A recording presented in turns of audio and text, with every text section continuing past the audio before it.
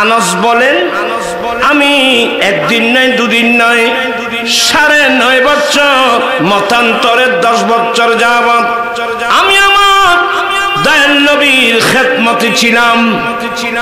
আমি আনাস নবীর খেদমতে ছিলাম, কিন্তু আমি জীবনে কোনোদিন আমার রাসূলের জবান থেকে এ আনাস এই কাজটা এভাবে কেন করলা, এই কাজটা এভাবে কেন করলা না, এই ধরনের একটা কোন আপত্তি করতে আমি আমার দয়াল নবীর জবান থেকে শুনি না। আনাস বলছেন, আমি নবীর দরবার 9.5 বছর বা 10 বছর ছিলাম। রাসূল করিম ইসলামের আদর্শ কোনদিন আমার নবী আমার কাজের মধ্যে আপত্তি করতে শুনি নেই।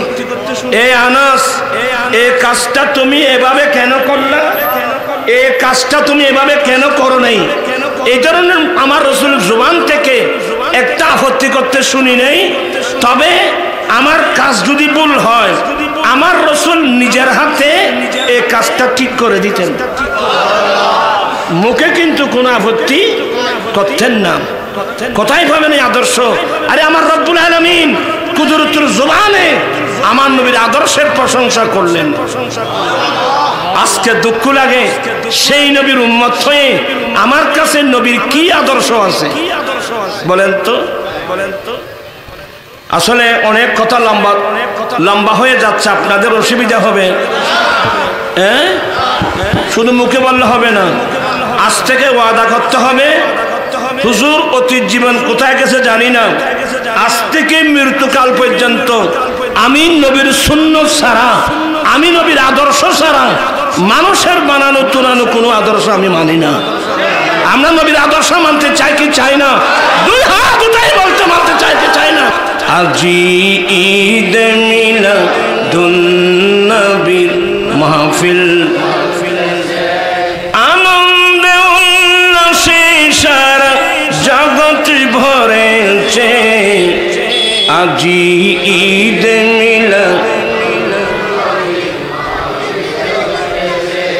নূরের নবীর নূরি চরণ যেদিন পাই ভুবন, আরে দুঃখ মুছিয়া লাভ করিল স্বর্গীয় জীবন।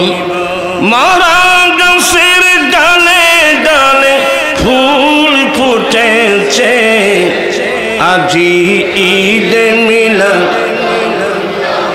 মাহফিল, আজি ঈদ মিলাদ আনন্দ উল্লাসে সারা জগৎ ভরেছে। আজি ঈদ মিলাদ। কোরআনে মাজিদ ফুরকানে হামিদের একটি আয়াত কারিমা তেলাওয়াত করলাম। মহান রব্বুল আলামিন যে আয়াত কারিমার মাধ্যমে নবিকুল সম্রাট সৈয়দুল মুরসালিন খাতামুন নবীন শফিউল মুযনবিন, এক কথায় জগৎ গুরু মুহাম্মদুর রাসূলুল্লাহ সাল্লাল্লাহু আলাইহি ওয়াসাল্লামের আদর্শের প্রশংসা করলেন। আসলে আমরা অনেক বড় ভাগ্যবান জাতি। আমরা একটি মাত্র কারণ, এটা কোন আমার ব্যক্তিগত যোগ্যতা নয়, একটি মাত্র কারণ আল্লাহর স্পেশাল একটা দয়া ছিল। আল্লাহ আমাদেরকে ইমামুল আম্বিয়ার উম্মত বানিয়েছেন। আলহামদুলিল্লাহ বলবেন না? আমরা কি কোনোদিন আল্লাহর কাছে ফরিয়াদ করতে হয়েছিল?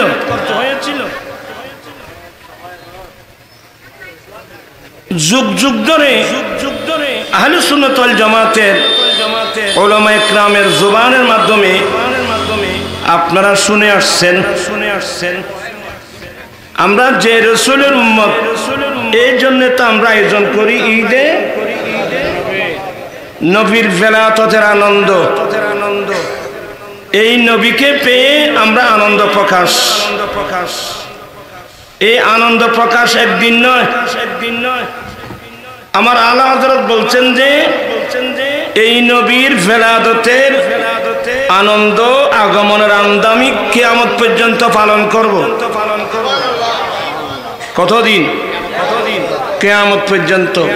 কারণ নিয়ামত যত বড় হবে আনন্দও তত বড় হবে। আচ্ছা বলুন তো, আমার নবীর চেয়ে বড় নিয়ামত, বড় রহমত আমাদের জন্য আর কেউ আছে? তো নিয়ামত যখন বড়, আনন্দ, এটাকে অনেক মানুষ বুঝে নাই, না বুঝে এ বেদাত বলতো। দোয়া করব আল্লাহ তাদেরকেও যেন হেদায়েত নসিব করে। এখন কিন্তু অনেকের বুঝে আসছে, আস্তে আস্তে আস্তে আস্তে বুঝে আসতেছে। যাই হোক, আমি ওইদিকে কথা বলবো না, আমি শুধু আপনাদেরকে বুঝাবো কিয়ামত পর্যন্ত আনন্দ প্রকাশ করলেও এই নিয়ামতের শুকরিয়া আদায় করা কি হবে না? সম্ভব হবে না। আপনারা আলেম ওলামাদের জবান শুনেছেন, এই নবীর উম্মত হওয়ার জন্য সাধারণ পাবলিক নয়, বড় বড় নবী রাসূল, যেমন বড় বড় 4 জন রাসূলের মধ্যে একজন ঈসা আলাইহিস সালাম, যাকে আল্লাহ একটা আসমানি বড় কিতাব দিয়েছেন, ইনজিল কিতাব। সেই ঈসা আলাইহিস সালাম আল্লাহর কাছে দোয়া করেছিলেন, মাওলা তুমি আমাকে রাসূল বানিয়েছো, আমাকে আসমানি একটা কিতাব দিয়েছো, আমাকে অনেক মুজিজা দিয়েছো, এটা তোমার স্পেশাল দয়া। আমি তো তোমার কাছে এগুলো চাই নাই আল্লাহ, আমি ঈসা আমার পক্ষ থেকে তোমার কাছে একটা নিয়ামতের দরখাস্ত করছি। আল্লাহ তুমি আমাকে আখিরি জামানার নবীর উম্মত হিসেবে কবুল করো। আল্লাহু আকবার। শিক্ষিত মানুষ বেশি কথা বলার দরকার নেই। উনি এত বড় 4 জন রাসূলের মধ্যে একজন হওয়ার পরেও এই নবীর উম্মত হওয়ার জন্য কেন দরখাস্ত করলেন? তাহলে বোঝা গেল এই নবীর উম্মত হতে পারার চেয়ে বড় আনন্দ ইমানদার জীবনে আর নাই। চিৎকার দিয়ে বলুন না সুবহানাল্লাহ। ঈসা আলাইহিস সালামের দোয়া আল্লাহ কবুল করেছেন। আমার ভাইয়েরা, ঈসা আলাইহিস সালামের দোয়া আল্লাহ কবুল করে।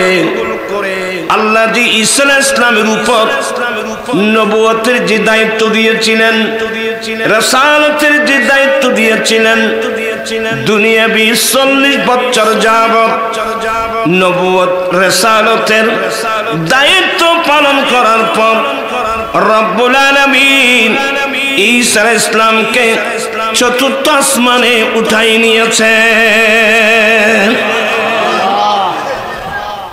ওরা ইকে কেন সাইনওয়া আয় ওরা মিকে সাই ওয়াজ করি তুই আন মিকে তুই কে বেরিয়ে গেলে এত খারাপ লাগে। আর আয় কেন মেজাজি মিকে মানুষ বাজে কিনি খেয়াল করছো নিকি হজু। ঈসা আলাইহিস সালামকে আল্লাহ কোথায় নিয়ে গেছেন? চতুর্থ আসমান উঠাই নিয়েছেন। আর খ্রিস্টানদের একটা মৌলিক আকীদা, এটা আপনাদের মেমোরিতে রাখতে হবে। খ্রিস্টানদের মৌলিক আকীদা হলো মানব জাতি নাকি জন্মগতভাবে পাপী। নাউজুবিল্লাহ বলছেন সবাই। মানব জাতি নাকি জন্মগতভাবে পাপী, এমনকি নবীরাও নাকি। আরে নাউজুবিল্লাহ এত ছোট করে বললে হবে না, বড় করে বলতে হবে। যারা স্কুল কলেজ ইউনিভার্সিটির ছাত্র, শিক্ষিত সমাজ এগুলো মনোযোগ সহকারে শুনবেন। খ্রিস্টানদের মৌলিক আকীদা হলো মানব জাতি জন্মগতভাবে পাপী, এমনকি নবীরাও নাকি। তো এই পাপী মানুষের পাপের কাফারা দেওয়ার জন্য একটা নিষ্পাপ ব্যক্তি লাগবে। তো নিষ্পাপ ব্যক্তিকে বলে যিশু খ্রিস্ট। ঈসা আলাইহিস সালাম নাকি তাদের একেবারে নিষ্পাপ ব্যক্তি। তো কি হলো বলে ঈসা আলাইহিস সালামকে আল্লাহ সুলিতে সরিয়ে মেরেছে পৃথিবীর পাপী মানুষের পাপের কাফারা দেওয়ার জন্য।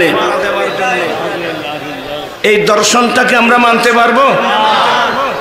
দোষ করলো একজনে ফাঁসি দিচ্ছে, এটা নিয়ে না অন্যায়?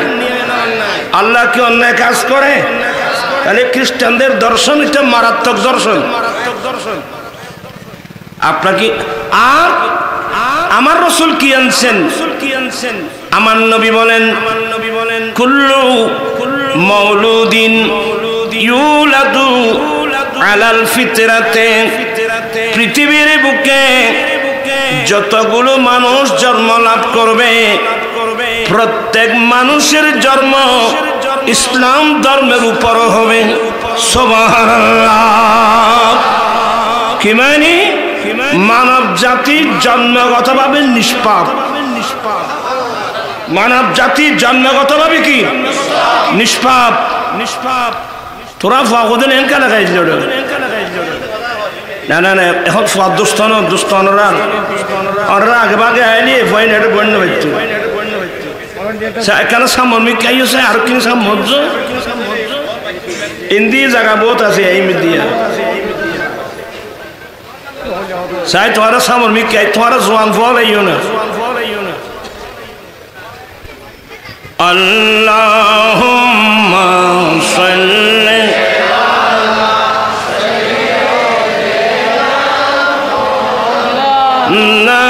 নাবিয়িনা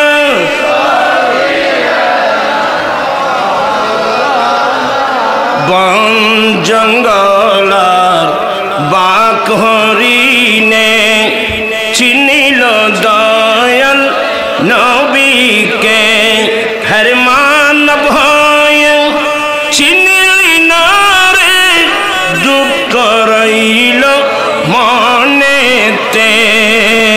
আল্লাহ সাল্লি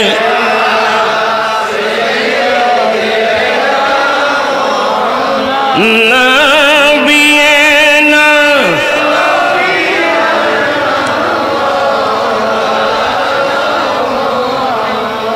ইসলাম বলছে মানব জাতি জন্মগতভাবে কি নিষ্পাপ। আর খ্রিস্টানদের আকীদা মানব জাতি জন্মগতভাবে পাপী। নাউজুবিল্লাহ বলেন আপনারা। তো এদের আকীদা হলো ঈসা আলাইহিস সালামকে নাকি সুলিতে দিয়ে ওনাকে মারা হয়েছে, ফাঁসিতে ঝুলিয়ে মারা হয়েছে পৃথিবীর পাপী মানুষের পাপের কাফারা দেওয়ার জন্য। নাউজুবিল্লাহ বলেন। কিন্তু আল্লাহর কোরআন বলছে ঈসা আলাইহিস সালামকে আল্লাহ সশরীরে কোথায় উঠায় নিয়েছেন? চতুর্থ আসমানে উঠায় নিয়েছেন। আর এরাতে অ্যাক্সিডেন্ট করেছে কোথায়? তো ঈসা আলাইহিস সালামের আকৃতি মতো একজন মানুষকে সুলিতে চড়িয়ে মারানো হয়েছে। এটা কিন্তু ঈসা আলাইহিস সালাম না। ঈসা আলাইহিস সালাম তো আল্লাহর কাছে দোয়া করেছেন, আল্লাহ ঈসা আলাইহিস সালামকে চতুর্থ আসমানে উঠায় নিয়েছেন। এখনো আছে তো ওরা আল্লাহ কেন অরাল দিয়ে বলবো ভাই? ঈসা আলাইহিস সালাম এখনো কোথায় আছে? চতুর্থ আসমানে আছে।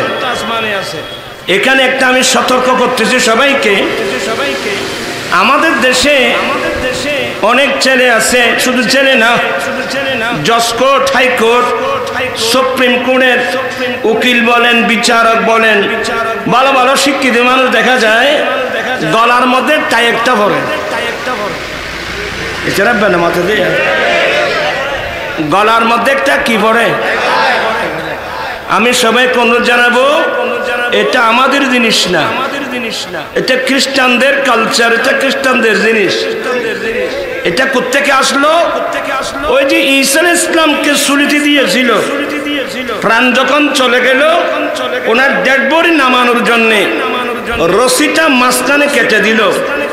তো মাঝখানে রশিটা যখন কেটে দিল, গলার সাথে বাঁধা রশিটা লটকে পড়ল।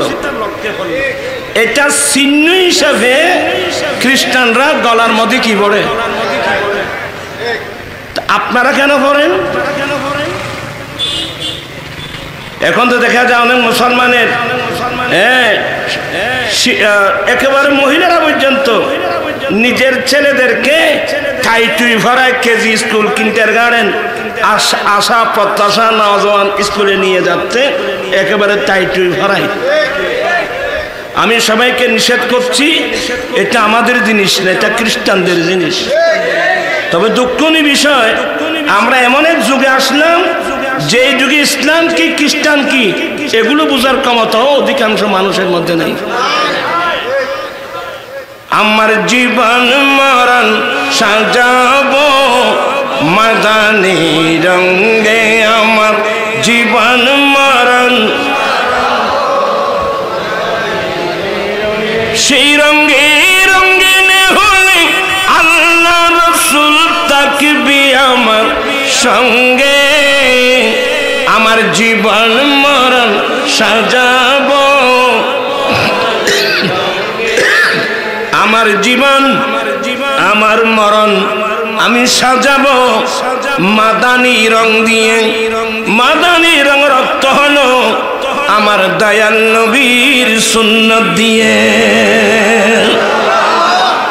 আমরা যদি চলাফেরা, উঠা বসা, লেনদেন, আচার ব্যবহার, ব্যক্তিগত, পারিবারিক, সামাজিক, রাষ্ট্রীয় সমাজনীতি, অর্থনীতি, রাষ্ট্রনীতি, রাজনীতি, শিক্ষানীতি, বাণিজ্য নীতি, পররাষ্ট্রনীতি, এক কথায় জন্মলগ্ন থেকে মৃত্যুকাল পর্যন্ত আমাদের প্রত্যেকটা কর্ম যদি নবীর সুন্নাত মোতাবেক হয়, তাহলে মনে রাখবেন কবরে, হাসরে, কিয়ামতের কঠিন দিনে আপনার পাশে আমার মাসে কেউ বন্ধু নাই, কেউ নেই, কিন্তু আমার দয়াল নবী কিন্তু থাকবে। বিশ্বাস আছে? আমরা এই নবীর সুন্নাত পালন করতে চাই কি চাই না? এগুলো হলো আজকের মাহফিলের তালিম। আমরা বিধর্মীদের পথে আর কত বছর চলবো? কথা বুঝছেন? আমরা এমন এক যুগে আসলাম, এখানে আমাদের অনেক ছেলেরা আছে মাথার চুল কাটে নেইমারের কাটিং। কি নাউজুবিল্লাহ, আউজুবিল্লাহ। আমি কি ভুল বললাম? ভুল করেছে ছেলেরা। নেইমারের কাটিং, তারপরে কি মেসি মশা। আমি আমার ছেলেদেরকে বলবো, আমাদের পোশাক হবে আমার নবীর সুন্নাত মোতাবেক। আমরা চুল রাখবো নবীর সুন্নাত মোতাবেক, আমরা চুল কাটবো নবীর সুন্নাত মোতাবেক। আমার আলা হযরত বলছেন যে তেরে কদমো মে জো হ্যায় গায়র কামো ক্যা দেখে, তেরে কদমো মে জো হ্যায় গায়র কামো ক্যা দেখে, আরে কৌন নজরোं पे चढ़े देख के तलवार तेरा। आला हज़रत बोलेन या रसूल अल्लाह, या हबीब अल्लाह, যারা আপনি নবীর কদমে থাকবে এরা অপরের মুখ কি দেখবে? নবী গো, যারা আপনার কদমে থাকবে এরা অপরের মুখ ওইখানে মাথেন। আচ্ছা, আর রসুলের চেহারার সামনে চেহারা আর কানিন চেহারা না রো নবী গো, যারা আপনার কদমে থাকবে ওরা অপরের মুখ কি দেখবে? আর যেই চোখে আপনার সৌন্দর্য, আপনার চরিত্র, আপনার আদর্শ, আপনার দর্শন যেই চোখে দেখেছেন, সেই চোখে পৃথিবীর কোন সৌন্দর্য স্থান করে নিতে পারবে না। আজকে আমাদের ছেলেরা কলমা পড়ছি নবীর, চলে গেছে ভিন্ন পথে। এগুলো কিভাবে বুঝাবো আমি নিজেও বুঝতেছি না।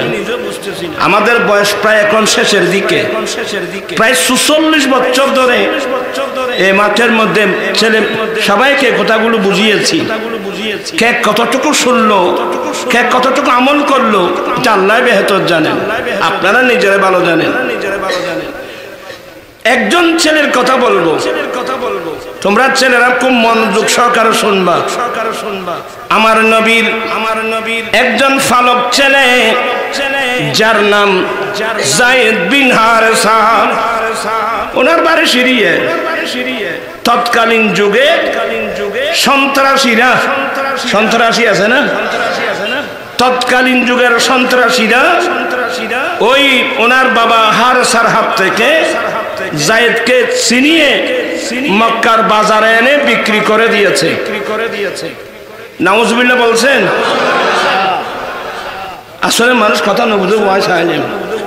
নাউজুবিল্লাহ জোরে বলেন না। এখানে একটা মশলা শুনেন, এই কাজ যারা করে, ছেলে অপহরণ করে এক রাষ্ট্র থেকে অপর রাষ্ট্রে নিয়ে বিক্রি করে দেয়।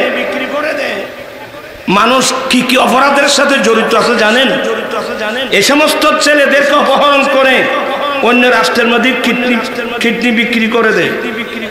আরো মারাত্মক বিষয়, এই কাজগুলো যারা করে কিয়ামতের মাঠে এরা আমার নবীর সুপারিশ পাবে না। কিয়ামতের মাঠে এরা আমার রাসূলের সুপারিশ কিন্তু পাবে না। সাবধান, সতর্ক, এটা একটা মারাত্মক অপরাধ। আমার ভাইয়েরা, যায়েদ বিন হারেসাকে মক্কার বাজারে এনে বিক্রি করে দিল। তবে ছেলেটার তকদির ভালো ছিল। ফুয়াইবের খোয়াল কি আছে, ছেলেটার তকদির ভালো ছিল। শেষ পর্যন্ত সে স্থান পেয়েছে দরবারে মুস্তাফা। আমার নবী এমন ভাবে লালন পালন করতেন। এইদিকে যায়েদের আব্বা হারেসা ছেলে হারিয়ে পাগল পাড়া। তো সেই বড় কবি ছিল আরবি ভাষার। যায়েদের আব্বা আরবি ভাষার বড় কবি ছিল। সে ছেলে হারানো ব্যথা খাইব আকারে লিখা আরম্ভ করলো। যায়েদকে হারিয়ে যায়েদের বিচ্ছেদে কবিতা লেখা আরম্ভ করলো।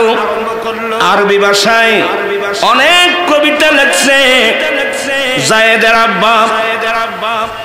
একসময় ওদের ওখান থেকে কয়েকজন মানুষ মক্কায়ে মুআজ্জামায় এসেছিল। মক্কায়ে মুআজ্জামায় এসে যায়েদকে দেখতে পেয়ে চিনতে পারলো, হ্যাঁ এটা তো হারেসার ছেলে যায়েদ না।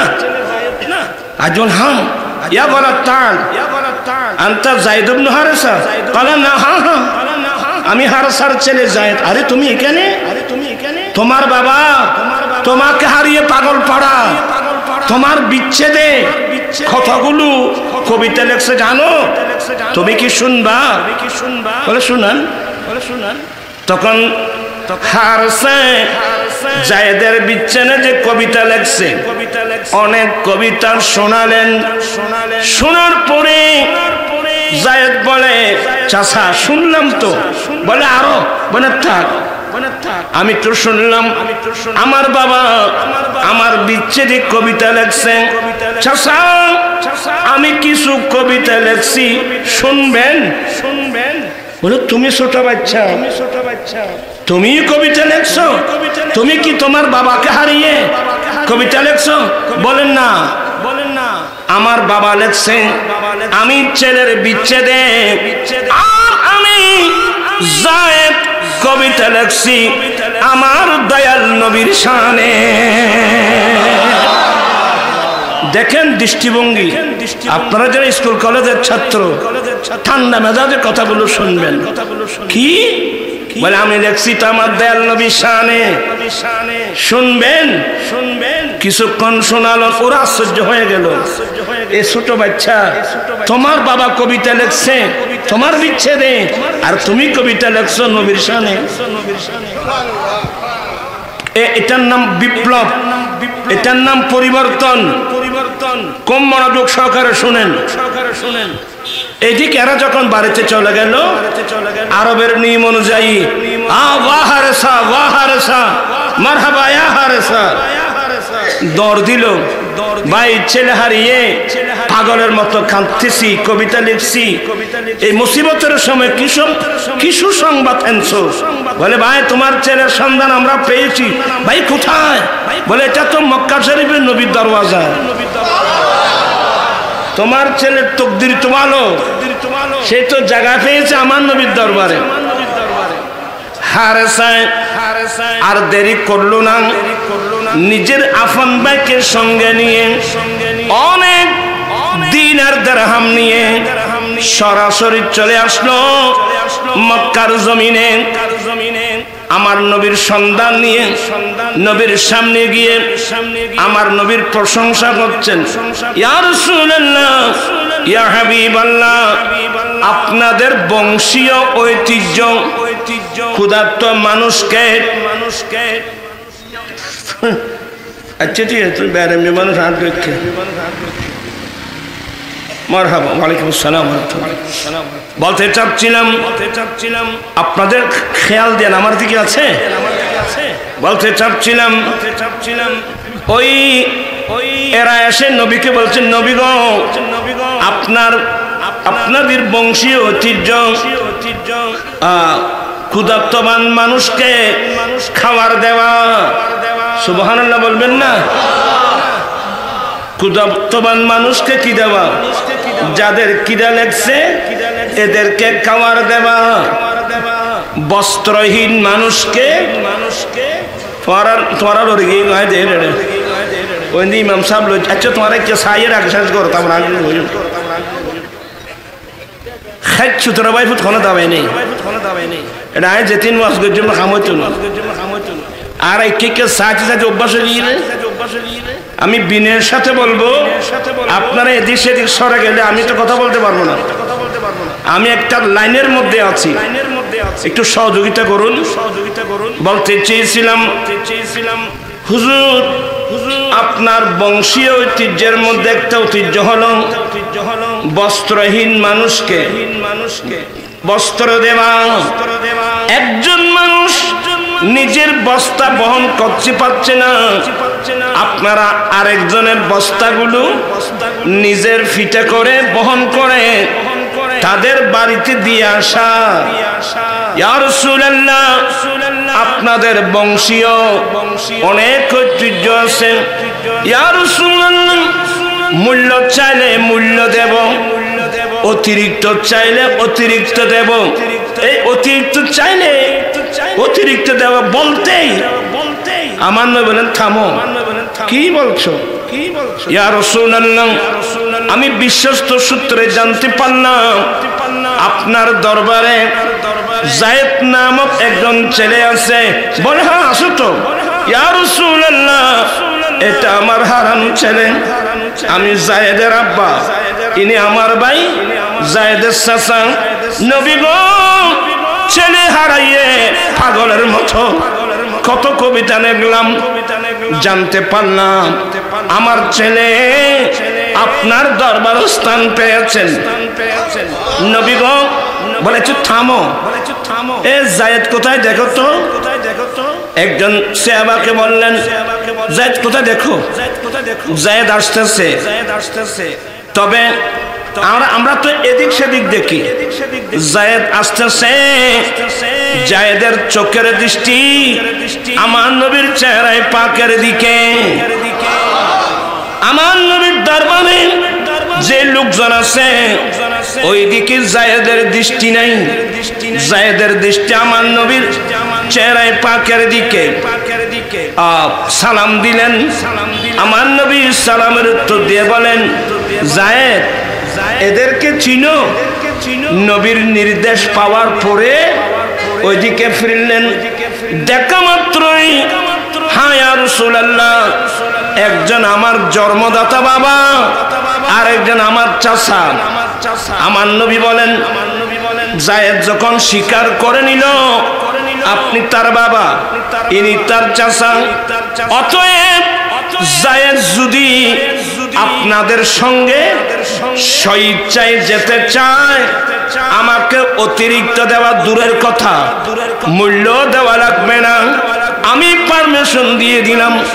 যায়েদ যদি যেতে চায় আপনাদের সঙ্গে যেতে পারবে, কিন্তু যায়েদ যদি যেতে না চায় যাবার জন্য কিন্তু আমি বাধ্য করব না। এক পর্যায়ে যায়েদ বলে, ইয়া রাসূলুল্লাহ, ইয়া হাবিবাল্লাহ, আমি এক সেকেন্ডের জন্য দরবারে মুস্তাফা ছেড়ে যাব না। হায় হায় হায় হায় হায়,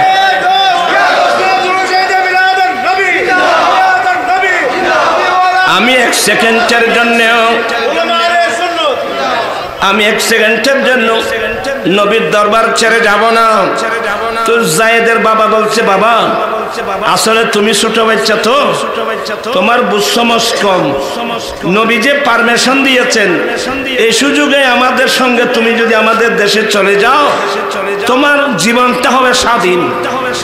আর নবীর দরবারে থাকলে তোমাকে তো মক্কার বাজার থেকে কিনে নিয়েছে, এখানে থাকলে তোমাকে আজীবন গোলাম হয়ে থাকতে হবে। বাবা দুনিয়ার মধ্যে স্বাধীনতার উপর অধীনতা কি কেউ প্রাধান্য দেয়? যায়েদ বলেন, আব্বা শুনুন, আমি আপনাদের সঙ্গে নিজের জন্মস্থানে গিয়ে স্বাধীন জীবন যাপনের চেয়ে আমার নবীর দরবারে গোলাম হয়ে থাকা আমার জন্য সবচেয়ে উত্তম। কেন? আব্বা, আমি আমার নবী আমাকে নিজের ছেলের মতো আদর করে, নিজের ছেলের মতো ভালোবাসে, নিজের ছেলের মতো আমি আমার বাবার মতো পেয়েছি। যায়েদের কথা শুনে আমার রাসূলের অন্তর খুশি হয়ে গেল।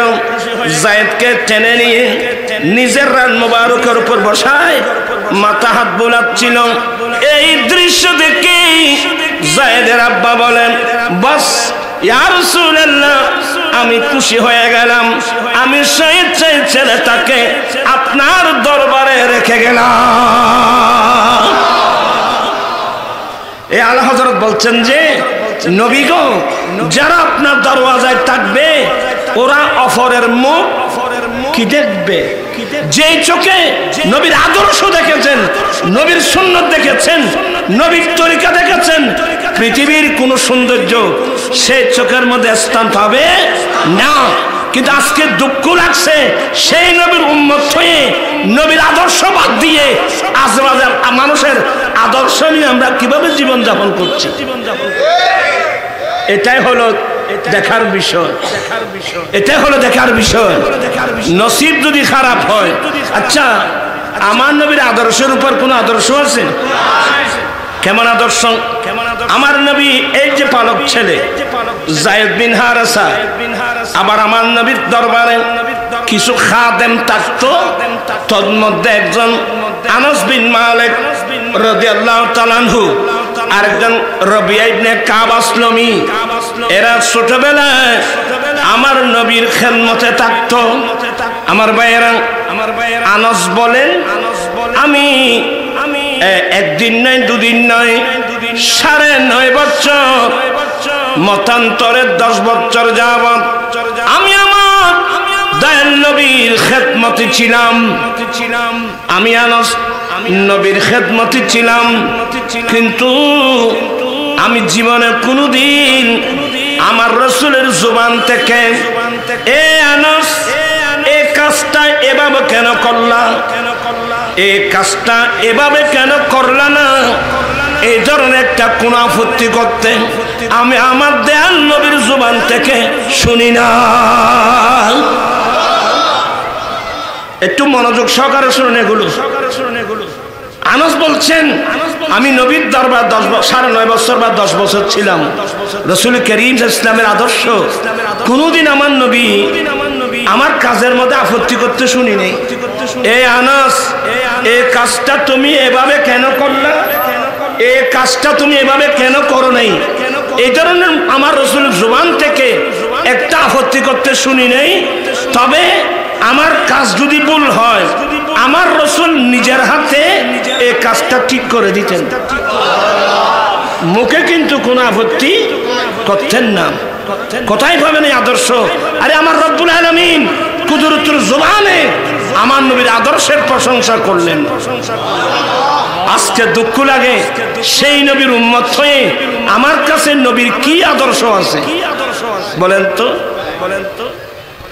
আসলে অনেক কথা লম্বা হয়ে যাচ্ছে, আপনাদের অসুবিধা হবে।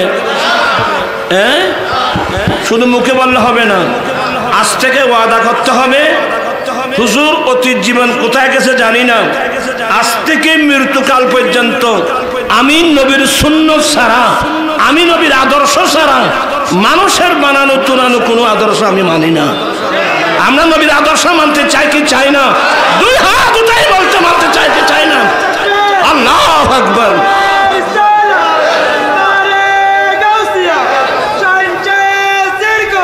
আমার জীবন মরণ সাজাবো মাদানী রঙে, আমার জীবন মরণ সেই রঙে রঙিন হলে আল্লাহ রাসূল তাকবি আমার সঙ্গে। আমার জীবন মরণ ওরা একবারে নরমিক হয়ে গেলেন তো আয়দের গিতেম নবা। আসুন আল্লাহ বলেন ইন্নাকা লাআলা খুলুকিন আযীম, হে নবী নিশ্চয় আপনি অতি উত্তম আদর্শের উপর অধিষ্ঠিত। এটা বলছেন আল্লাহ। আমার রাসূল কি বললেন? উরসিলতু ইলাল খালকি লিউতাম্মিমা মাকারিমাল আখলাক। আমি পৃথিবীর জমিনে আমি বিশ্ববাসীর কাছে কি জন্য এসেছি জানো? উত্তম চরিত্রের পরিপূর্ণতা দেওয়ার জন্য। চিৎকার দিয়ে বলেন না সুবহানাল্লাহ। আল্লাহ বলছেন হে নবী নিশ্চয় আপনি অতি উত্তম আদর্শের উপর অধিষ্ঠিত। রাসূল বলছেন আমি গোটা বিশ্ববাসীর কাছে এসেছি উত্তম চরিত্রের পরিপূর্ণতা দেওয়ার জন্য। আরেকটা মসলা মনে রাখবেন, কিয়ামতের মাঠে আপনার যে মিজানের পাল্লা, আমলনামায় যেখানে মাপজুব দেওয়া হবে, আপনার পাল্লা বেশি ভারী হবে। যার চরিত্র যত উত্তম হবে তার মিজানের পাল্লা তত ভারী হবে। চিৎকার দিয়ে বলুন না সুবহানাল্লাহ। আজেবাজে মানুষকে দেখেন, নিজের জীবনকে ধ্বংস করবা না। আমার ভাইয়েরা কি আচ্ছা সাহেব কিনে খাইলে যারা দিল বল আয় না ওকে দি আল্লাহুম্মা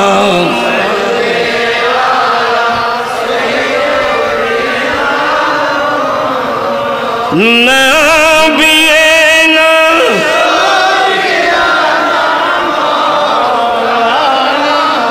আল্লাহ তুমি দয়া করো, নসিব করো মদিনা। আল্লাহ তুমি দয়া নসিব করো হর নবীজি কে নাম দিখাইয়া কবর দেশ নিও না। আল্লাহ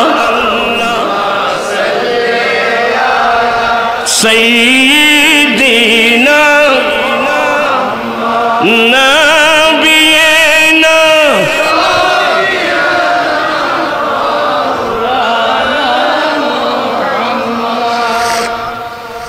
আমি একটু লম্বা আলোচনায় যাব। আপনার কি ধৈর্য থাকবে?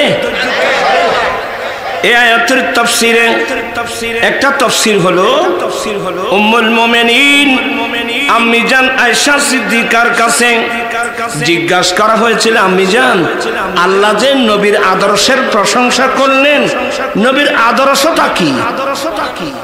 কিন্তু আম্মি জান আয়েশা সিদ্দিকা এমন চালাক মহিলা ছিলেন, বিচক্ষণ, এত সুন্দর উত্তর দিলেন, এই নবীর সাহাবা কানা খুলুকুল কোরআন, আমার নবীর আদর্শ হলো হুবহু 30 পারা কোরআন।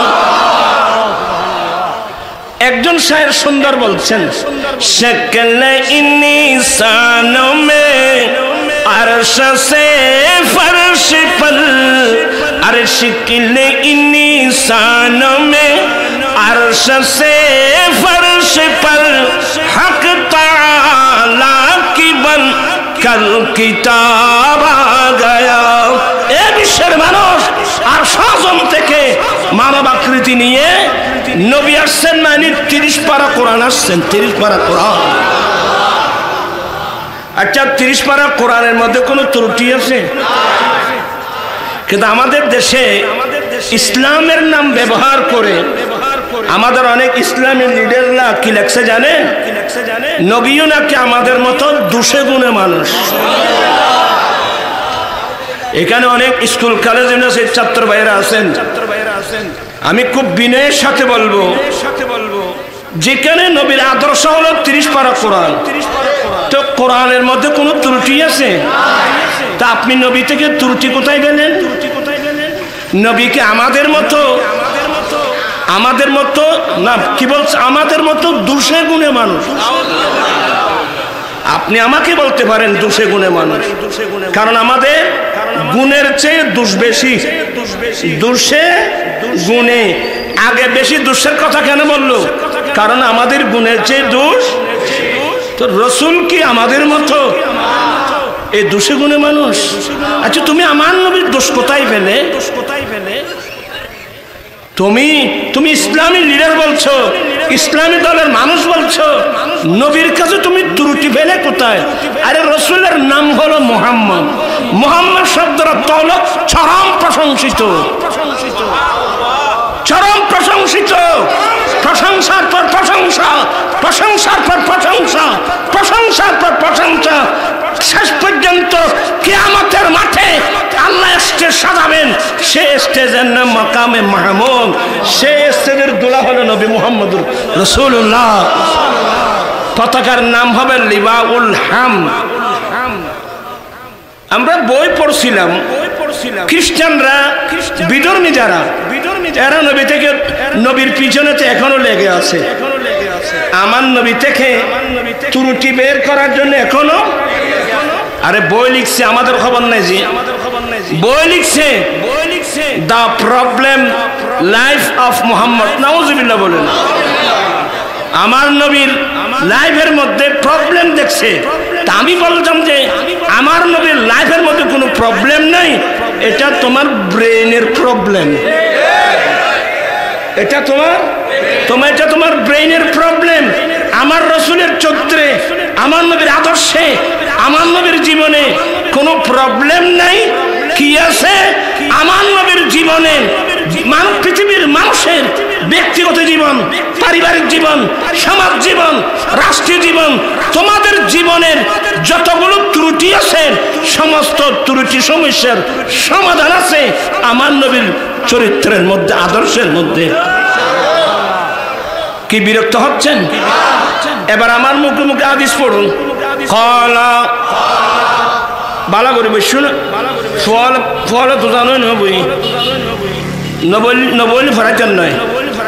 কলা রাসূলুল্লাহ সাল্লাল্লাহু আলাইহি ওয়াসাল্লাম, হায়াতি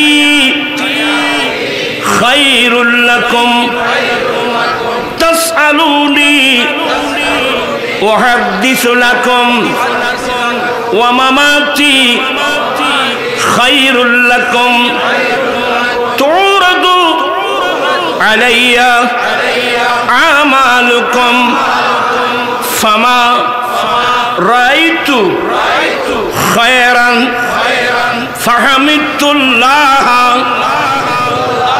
আলাইহি ওয়া মা রাআইতু গায়রাহু ফাস্তাগফারতুল্লাহ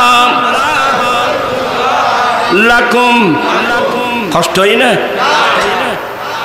এ আমার মুখ এনে গই ওখানে মাদ্রাসা দেখানো, আজকে মাহফিলে আসছেন, মনে করতাম আমি নবীর মাদ্রাসায় ভর্তি হয়েছি, এই সুযোগে নবীর একটা হাদিস পড়ে নিলাম। আমার নবী বলেন, হে আমার উম্মত, আমি নবীর লাইফ, আমার জীবন তোমাদের জন্য সবচেয়ে উত্তম। আমি নবীর জীবন তোমাদের জন্য সবচেয়ে উত্তম। কেন? তাসআলুনি উহাদ্দিসু লাকুম, যে কোনো সমস্যা নিয়ে আমার কাছে আসবা, আমি যথাযথ হাদিস বর্ণনা করে দেব, মানে সমাধান করে দেব। বিদায় আমি নবীর জীবন তোমাদের জন্য সবচেয়ে উত্তম। আচ্ছা বলেন, পৃথিবীর জমিনে এমন কোন মহাজ্ঞানী আছে যে কোনো সমস্যার সমাধান করতে পারবে? তা বলেন তো দেখি, কোন কোন বৈজ্ঞানিক আছে, কোন দার্শনিক আছে, কোন ফিলোসফি আছে যে কোনো সমস্যার সমাধান করতে পারবে? এমন কে আছে? টাইম কদ্দুরি আই অশিক্ষিত মানুষ আবার ইংখানে শেষ হয়েছিল কথা। আমার নবী জুমার খুতবা দিচ্ছেন, একজন সাহাবা দাঁড়িয়ে গেলেন, নবী গো, মদিনা শরীফের মানুষ কি ধ্বংস হয়ে যাবে? আল্লাহ আমাদের উপর অসন্তুষ্ট হয়ে রহমতের বৃষ্টি বন্ধ করে দিয়েছেন। আমার রাসূল সাথে সাথে দুই হাত মুবারক উঠাই দিলেন। আমার নবী দুই খান ফানি ভরা আছেন, তার রাসূল করতে রইলেন। আমার নবী দুই হাত উঠাই দিলেন। আমার প্রিয় নবী এমন দোয়া কর, কতটুকু আমার নবী দুই হাত এত লম্বা করেছেন, নবীর বগল শরীফের যে সাদা, সাহাবা একরাম স্পষ্ট দেখছেন। আমার নবী হাত উঠাই দোয়া করলেন। দয়াল নবী হাত মুবারক নামানোর আগে আগে শুরু হয়ে গেল মদিনার জমিনে মুষলধারে বৃষ্টি। ওরাতে ঘোষণার হল্লা বাংলাদেশ স্বাধীন হইতে আমি অনেকবার বলছিলাম, বাংলাদেশ যখন স্বাধীন হলো আমাদের দেশের স্বাধীনতা অর্জন করে ছেলেরা গান দিয়েছে, আগরে কি দিয়ে দে গান দিয়ে দে। বাংলাদেশ যখন স্বাধীন হলো তখন নাইট স্কুল খোলা হয়েছিল, নাইট স্কুল। আমরা দিনের বেলায় মাদ্রাসায় গেলেও রাতের বেলায় সন্ধ্যাবেলায় কোথায় যেতাম? স্কুলে যেতাম। তা আমাদের স্যাররা আমাদেরকে গান শিখাতো। সারা হলে গান শিখে কি শিখে। একদিন এটা কাছে তো ধর্মপুর, আমাদের ধর্মপুর এই বোর্ড স্কুলের সামনে বিলের মধ্যে গান দিয়েছে। এখানে আজিয়া মানুষ ইম ফাইজি একটা গান নোয়াছিল দেই, গান তাই নাই এদন মানুষ খাইতে মনে লাগবে না। তোমার আঞ্চলিক গান জানো না? ভাত খাতে এসেছে রে ভাই, কিচ্ছু না জানো। তো আমরা ছেলেরা দল বেঁধে গানে গিয়েছি। গায়ক হলো শ্যাম সুন্দর বৈষ্ণব। গায়ককে শ্যাম সুন্দর বৈষ্ণব। আমরা ছেলেরা যখন গানে গেলাম, তবে আমরা সচেতন ছিলাম ছোটবেলা থেকে। কেউ গানের মধ্যে কোরআন সুন্নাহ বিরোধী কোনো কথা বললে আমরা সাথে সাথে উঠে যেতাম। আর আপনারা তো আজকালকার ছেলেরা, আপনারা তো নাচতেছেন, উৎসাহিত করতেছেন, ইমান হারা হয়ে যাবেন। এইটা গান গাতে আঞ্চলিক ভাষায় আর বইতে কেন উর্মিকা চাই ফানির হলে ফানি দেশ দিম বাসাই তো খতর চাপলো দিক নিচ্ছে। তার মানে আমরা যে আল্লাহর কাছে দোয়া করি না, তে বলতেছে আমরা দেশ স্বাধীন করেছি, আমরা উপরের দিকে দেখে থাকবো না, ফানির খলে খলে ফানি হিসে দেশ বাসিয়ে দেব। সাথে সাথে আমি উঠে গেলাম। তখন আমার বয়স প্রায় 13 বছর ধরে। আমি বলে এই উঠো উঠো উঠো উঠো। এ সেই বেঈমান, সে গান গেয়েছে এই বছর সবাইকে ফানির জন্য কাঁদতে হবে। আমি উঠে গেলাম, আমার সঙ্গীরা উঠে গেল। আমি বললাম যে এই বছর ফানির জন্য কাঁদতে হবে। এগুলা শুনলে ইমান হারা হয়ে যেতে হবে। ঠিকই আল্লাহর কি হুকুম, হ্যাঁ ঠিকই পানি বন্ধ, বৃষ্টি বন্ধ। আরে মানুষের কান্নাকাটি তা করি ইটার তো আসো না, পানির খলে খলে পানি হিসেবে কই রে ইটার তো আসো না, হদি তো কঠিন যে তাই দগেই আমরা কেন গান শুনি দেখছেন। আরে মানুষের কান্নাকাটি এত কত শিক্ষা মানুষ, সবাই মানুষের দরজায় দরজায় আল্লাহ দে ফানি দে, তোমার না মারতে লাগবে যে আতে বেগনি আত্মা হইব না। আল্লাহ দে ফানি দে ছায়া দে রে এনে হইতি না হইতি ওই মাইয়ে ফলো করবো তো তুমি এক জফারে জফা করে মেলা দিত এই সিস্টেম ঘর ভাইবা যা করছি কিন্তু আল্লাহর কি হুকুম, হ্যাঁ আল্লাহর কি বৃষ্টি দিত, মানুষও রাখি যে সয়া বৃষ্টি দিত। আমি এগুলো বুঝানোর জন্য বলছি। আমার ভাইয়েরও আমার দেন নবী হাত উঠাই দিলেন। এখানে একটা মশলা মনে রাখবেন, ইস্তেসকা মানে আমাদের হানফি মজাব মোতাবেক ইস্তেসকা মানে ইস্তেগফার, মনে থাকবে। ইস্তেগফার মানে আল্লাহর কাছে ক্ষমা প্রার্থনা করা। করো আস্তাগফিরুল্লাহাল্লাযী লা ইলাহা ইল্লা হুয়াল হাইয়ুল কাইয়্যুম ওয়া আতুবু ইলাইহি। আজকে আপনাদেরকে যে ওষুধ দিয়ে যাচ্ছি, আস্তাগফিরুল্লাহাল্লাযী লা ইলাহা ইল্লা হুয়াল হাইয়ুল কাইয়্যুম ওয়া আতুবু ইলাইহি, এই ইস্তিগফারটা করবেন। এই ইস্তিগফারের ভিতর ক্ষত রোগের ওষুধ আছে জানেন? কোরআন শরীফ নয় পড়া ভাইবে করতুন, রবীন্দ্রনাথ ঠাকুর বই বললে তুমি ভাইবে না। এখানে অবস্থা আছে না, রেস্টের মধ্যে অবস্থা আছে না, এই তারা তাই কইচুন ডরে। আমার ভাইয়েরা আর বলো কেন হই আবার সামনে সূরা নূহ, সূরা হুদ, ফাকুলতু আস্তাগফিরু রাব্বাকুম ইন্নাহু কানা গাফফারা ইউরসিলিস সামা আলাইকুম মিদরারা ওয়া ইউমদিদকুম বিআমওয়ালিন ওয়া বানিন ওয়া ইয়াজআল লাকুম জান্নাতিন ওয়া ইয়াজআল লাকুম আনহারা।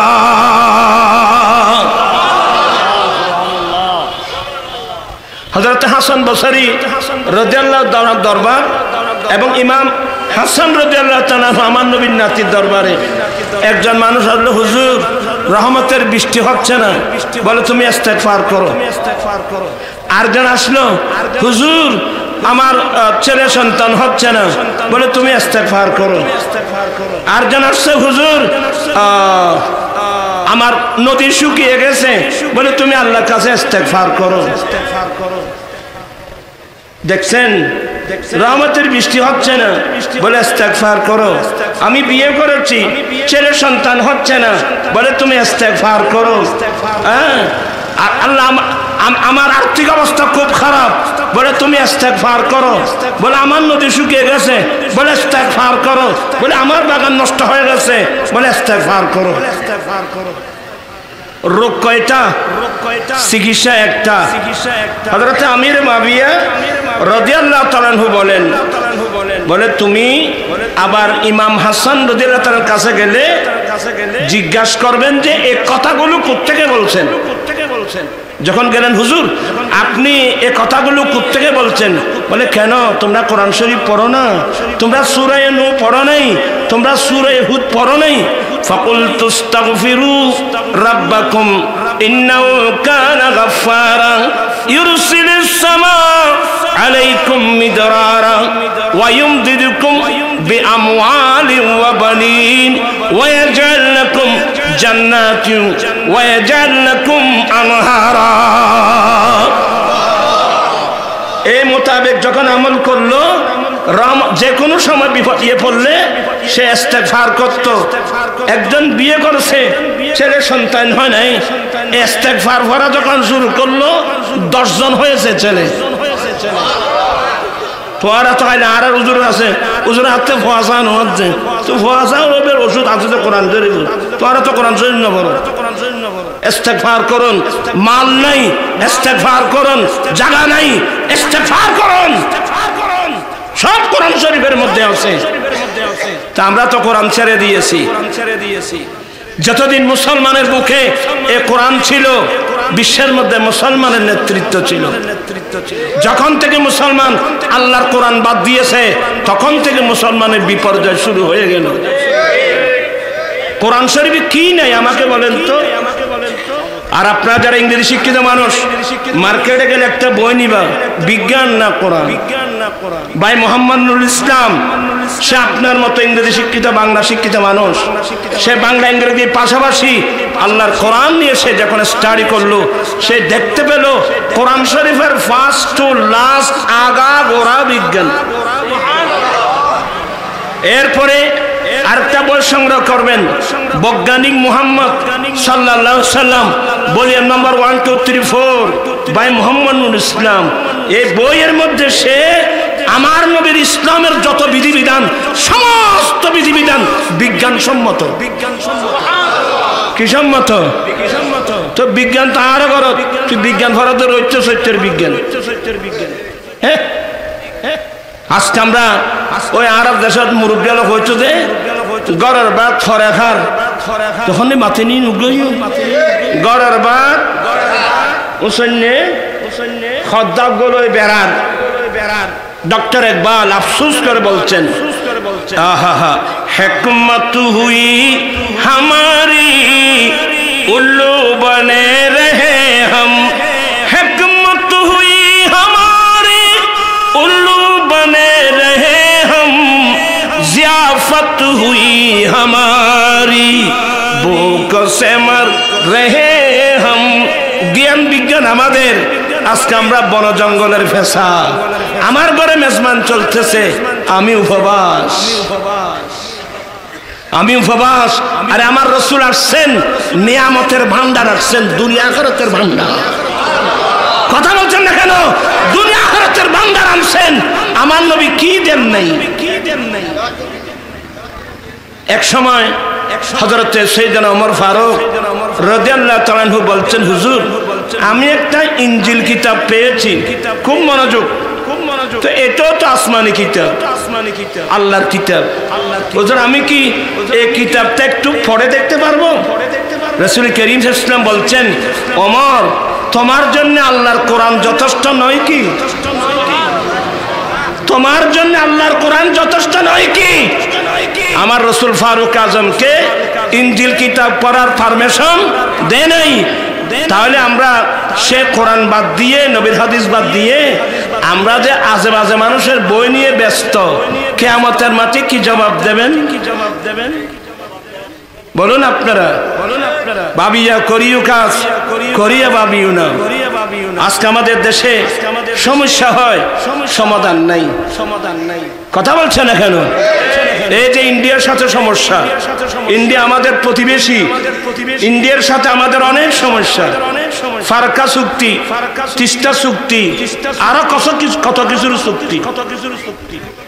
আমি আমাদের বর্তমান যিনি আমাদের সরকার প্রধান, কি নাম, ডক্টর মোহাম্মদ ইউনূস সাহেব, ওনাকে আমি অনেকবার বলছি, আপনি বিচক্ষণ মানুষ, আপনার আন্তর্জাতিক লবিন ভালো, ভারত আমাদের প্রতিবেশী, প্রতিবেশীর সাথে আমাদের সুসম্পর্ক থাকতে হবে।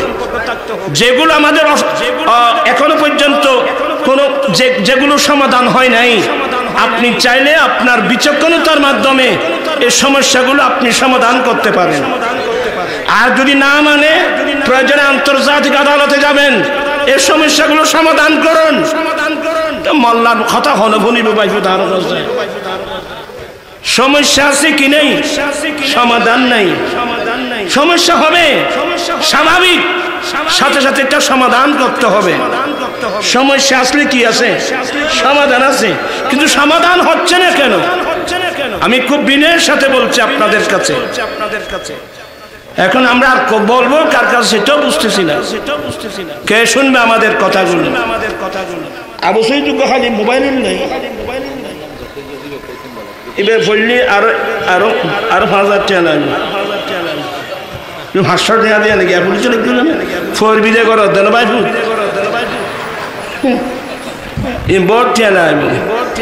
বিরক্ত হচ্ছেন আপনারা?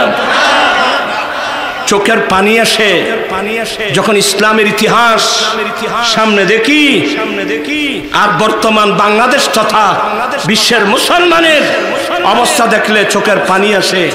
আমাদের এই অবস্থা কেন হলো বাবা? আমাদের এই অবস্থা কেন হলো?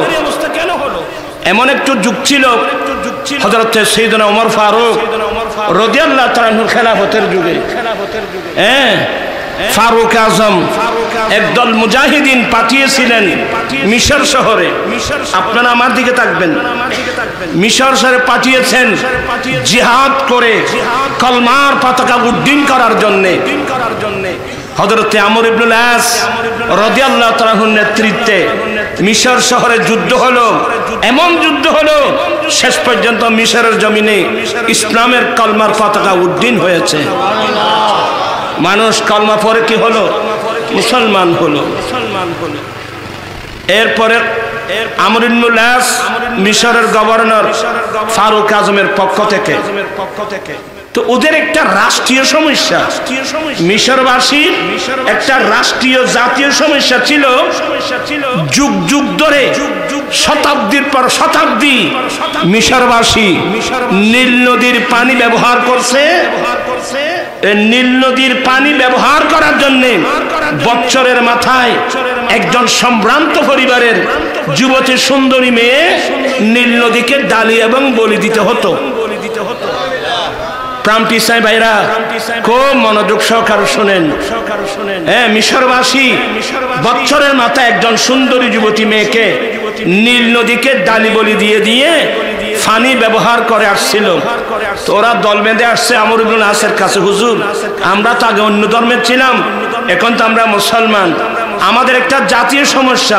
কি বলে? এত বছর ধরে শতাব্দীর পর শতাব্দী যুগ যুগ ধরে এই মিশরের মানুষ নীল নদীকে নারী ডালি বলি দিয়ে দিয়ে নীল নদীর পানি ব্যবহার করে আমরা ছিলাম। হুজুর আমরা তো এখন মুসলমান, এটা কি ইসলাম সমর্থন করে? নদীকে মেয়ে ডালি বলি দেওয়া এটা কি ইসলাম সাপোর্ট করে? আমর ইবনুল আসের শরীরের রঙগুলো খারাপ হয়ে গেল।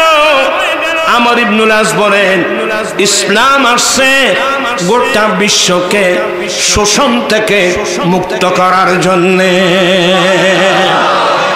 ইসলাম আসছে, আমার নবী আসছেন পৃথিবীর বুকে ব্যক্তিগত জীবনের সমস্যা, পারিবারিক জীবনের সমস্যা, রাষ্ট্রীয় জীবনের সমস্যা, আরে সামুদ্রিক বলেন, আকাশ বলেন, বাতাস বলেন, সমস্ত সমস্যাগুলো সমাধান করার জন্য ইসলাম আসছে। ইসলাম কোনোদিন মেয়েদেরকে ডালি বলি দেওয়া এটা সমর্থন করে না। হুজুর ইসলাম যদি সমর্থন না করে এই সমস্যার সমাধান কিভাবে হবে? আমর ইবনুল আস বলে মিশরবাসী আমাকে একটু সময় দেন, আমি আপনাদের সমস্যার কথা লিখে ফারুক আজমকে অবহিত করি। হুজুরের উত্তর আসা পর্যন্ত তোমরা একটু অপেক্ষা করো। খুব ভালো।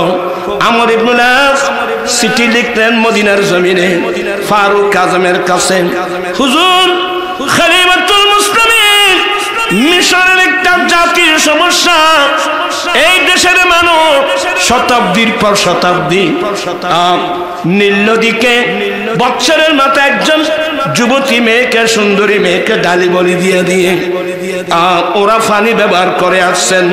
হুজুর ইসলাম তো এটা সাপোর্ট করে। আমি বলছি হুজুর আমার এই সমস্যার সমাধান কিভাবে হবে একটু লিখে জানালে আমি উপকৃত হব, মিশরবাসীকে জবাব দিতে পারবো। ফারুক আজম সালাম দিয়ে সাথে সাথে অপর পৃষ্ঠায় উত্তর লিখলেন, এর আমর ইবনুল আস তুমি ঠিকই বলছো, ইসলাম এটা সাপোর্ট করে না, তবে সমস্যার সমাধান কিভাবে হবে তোমাকে চিন্তা করতে হবে না। আমি ওমর ডাইরেক্ট নীল নবীর কাছে চিঠি লিখছি। হায় হায় হায় হায় হায়, আমরা সে জাতি, আজকে আমরা কোথায় গেলাম? ফারুক আজম বলেন, আমি ডাইরেক্ট নীল নদীর কাছে চিঠি লিখতেছি, ইয়া বাহারু ইন কুনতি তাজরি বিনফসিক লা তাজরি, এ নীল নদী তুমি যদি তোমার ইচ্ছায় চলো, তোমার পানি আমাদের লাগবে না, পানি তুমি বুকে বেঁধে রেখে দাও। ওয়া ইন কুনতি তাজরি বিআমরিল্লাহ ফাজরি, এই নীল নদী তুমি যদি আল্লাহর নির্দেশে চলো, আমি ওমরের চিঠি পাওয়া মাত্রই পানি ছেড়ে দাও। এখন থেকে কিয়ামত পর্যন্ত পানি বন্ধ করা চলবে না। ফারুক আজমের এত দৃঢ় বিশ্বাস, আমি ওমরের চিঠিখানা নীল নদীর মাঝখানে ফেলে তোমরা অতি দ্রুত বেগে চলে আসবা। ঠিক এত দ্রুত বেগে আসছিল, তারপরে পানি ভিজিয়ে দিয়েছে। তখন থেকে পর্যন্ত না না কিয়ামত পর্যন্ত এই পানি বন্ধ করার কোনো সুযোগ নাই, চিরদিনের জন্য সমাধান হয়ে গেল। আমাদের 10 বছরের চুক্তি হয়, মুক্তি নেই। কথা বলছেন না কেন? এই 30টা চুক্তি নিয়ে কত তালবাহানা দেখলাম, হ্যাঁ ফারকা নিয়ে কত চুক্তি দেখলাম। পানি যখন বেসে যায়, সমস্ত ভারত সরকার সমস্ত গেটগুলো খুলে দিয়ে গোটা বাংলাদেশকে ডুবিয়ে দেয়। এই সমস্যার সমাধান কই? আমার ভাইরা অনেক দুঃখ লাগে এগুলো দেখলে। আমাদের এই অবস্থা কেন? আমাদের এই অবস্থা হলো আমরা আল্লাহ এবং আল্লাহ রসুলের, আল্লাহর কোরআন নবীর সুন্নত আমরা ছেড়ে দিয়েছি। কথা বুঝতেছেন? আজকে আমাদের ঘরে কোরআনের তেলাওয়াত নাই। কথা বলছেন না কেন? আমার আম্মি জান আলহামদুলিল্লাহ এখনো আছে, দোয়া করবেন আল্লাহ যেন হায়াত দারাজ করে। আমাদের মনে পড়ে এখনো ছোটবেলায় আমার আম্মি জান তো তাহাজ্জুদের নামাজ পড়তেন, কিন্তু গরিব ফ্যামিলি, গরিব ফ্যামিলি তাহাজ্জুদের নামাজ পড়তেন। ফজর আজান দিলে আমাদেরকে ডেকে দিতেন, এই উঠো উঠো, আজান হয়েছে, মসজিদে যাও। আচ্ছা, বর্তমান সময়ে মা বাপ কয়জন আছে, কয় ফ্যামিলির মানুষ আছে নিজের ছেলেকে ঘুম থেকে জাগিয়ে মসজিদে পাঠাচ্ছে? এমন মা বাপ কয়জন আছে আমরা? বলেন বলেন। সবাই মোবাইল নিয়ে ব্যস্ত। এই মোবাইল তোমাকে জাহান্নামে পাঠাবে, জাহান্নামে পাঠাবে তোমাকে। সবাই মোবাইল নিয়ে ব্যস্ত। হ্যাঁ, মোবাইলের মধ্যে ভালো সাইট আছে, তবে ভালো সাইট দেখে অল্প মানুষ। অধিকাংশ যুবক যুবতীরা এই খারাপ চিত্রগুলো দেখে দেখে নিজেকে ধ্বংস করে দিচ্ছে, মন মানসিকতা ধ্বংস করে দিচ্ছে। নিজের অমূল্য চরিত্র, রসুল আসছেন উত্তম চরিত্রের পরিপূর্ণতা দেওয়ার জন্য। এই মোবাইল আসছেন আপনাকে আমাকে উলঙ্গ করে ছাড়ার জন্য। এই মুহূর্তের মধ্যে একটি সম্পদ আমাদের লাগবে। আমি আমার ছেলেদেরকে বলছি, আমার সবাই আমার দেশবাসী, একটা জিনিস লাগবে যে আমি আমার জানের চেয়েও আমি আমার নবীকে বেশি ভালোবাসি। পারবেন? হাত উঠাই বলতে হবে, আমরা আমার নবীকে প্রাণের চেয়ে বেশি। এই সম্পদটা যদি অর্জন করতে পারেন, নবীর এই ভালোবাসায় আপনাকে আমাকে যে কোনো অ্যাক্সিডেন্ট থেকে রক্ষা করবে। আমি কবি নজরুলের কথা প্রায় সময় বলি। সে কোনো মুহাদ্দিসও ছিল না, মুফতি ছিল না, কোনো বাংলা ইংরেজি তেমন কোনো লেখাপড়া কম, মাত্র ক্লাস 8 নাকি কতটুকু পড়ছে, কিন্তু তার অন্তরে ছিল বুক ভরা নবীর কি প্রেম। কিন্তু তার জীবনের সমস্ত লেখা আমার নবীর প্রেমে। মোহাম্মদের নাম জপেছিলি বুলবুলি তুই। পড়তে পারবেন? আমি তো এখন বয়স্ক মানুষ। মোহাম্মদের নাম জপেছিলি বুলবুলি তুই আগে, তাই কি রে তোর কণ্ঠের গান, তাই কি রে তোর কণ্ঠের গান এমন মধুর লাগে ওরে, এমন মধুর লাগে। নজরুল বলছে যে এ বুলবুলি তোর গানের কণ্ঠে এত মধু করতে গেলে নিশ্চয় তুই আগে মোহাম্মদের নাম জপেছিলি। আচ্ছা বলুন তো এই জিনিসটা নজরুলের মেমোরিতে কিভাবে আসলো? যে মজা, স্বাদ, তৃপ্তি, এটা যে আমার নবীর সাথে, আমার নবীর প্রেমের সাথে সম্পৃক্ত। দেখেন উরি গোলাপ, গোলাপ মানে গোলাপ ফুল, এটা তো গোলাপ ফুল নাই, কই আছে? প্লাস্টিকের গোলাপ। আরো মুসলমান কি হয়েছে না, আরো প্লাস্টিক মাথা মুসলমানের আরো কত হয়েছে মুসলমান না। গোলাপ ফুল আমি হাদিসে পাকে পেয়েছি, এই যে গোলাপ 3 প্রকার আছে, সাদা গোলাপ, গোলাপি গোলাপ, লাল গোলাপ। এই লাল গোলাপটা আল্লাহ আমার নবীর ঘাম মোবারক দিয়ে বানিয়েছেন। শেখ মুহাক্কিক দেহলভী তার বিখ্যাত কিতাব মাদারিজুন নবুওয়াতের মধ্যে নকল করেছেন। আল্লামা জালালউদ্দিন সুয়ুতী খাসায়েসুল কুবরাতে আনছেন, কিন্তু নজরুল তো এগুলো হাদিস পাই নাই। কিন্তু তারপরও তার প্রেমে কোথায় নিয়ে গেল দেখেন। উরি গোলাপ নিরিবিলি নবীর কদম ছুঁয়েছিলি। দেখেন এই ছেলেরা তোমরা শোনো বাবু, উরি গোলাপ নিরিবিলি নবীর কদম ছুঁয়েছিলি, সেই কদমের খুশবু আজো, সেই কদমের খুশবু আজো তোর আতরে জাগিও রে, তোর আতরে জাগি মোহাম্মদের নাম।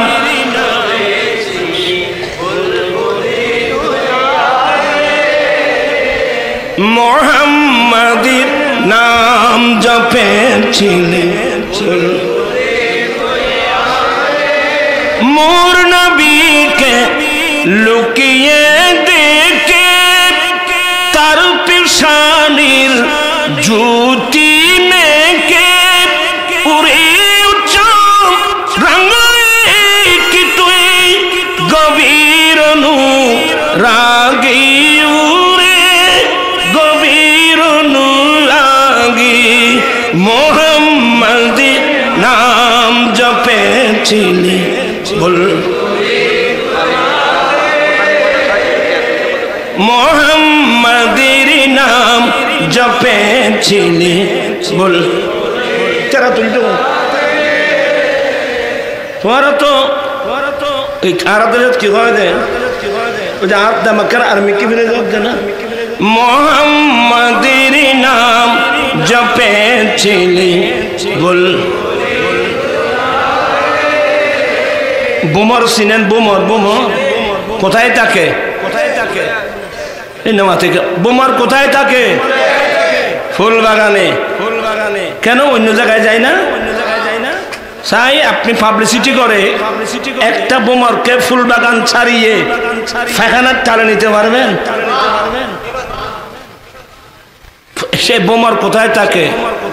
ফুল বোমর থাকে ফুল বাগানে, কিন্তু বোমরের স্বভাবটা আমাদের মধ্যে নেই। আমাদের যারা আমরা যারা মুমিন মুসলমান আছি, বিধর্মীদের কথা বলে লাভ নেই। আমাদের ছেলেদেরকে দেখবেন গানে গেলেও দেখবেন, কথা বলছেন না কেন? গানে গেলেও দেখবেন, মিলন মাহফিল আসলেও দেখবেন, আবার হিন্দু ভরা পূজার মধ্যে গেলেও দেখবেন।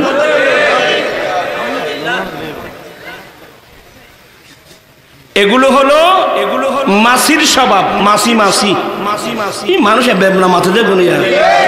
মাসি চিনেন? মাসি এমন একটা জাতি, মিষ্টির দোকানে গেল আবার ফ্যানের তালত গেলে দেবে আরো বেশি বাজার আনবো নিতে। কিরে ওটা তুই ওটা এটা খাওয়া যদি আরা ব্যাখ্য যাই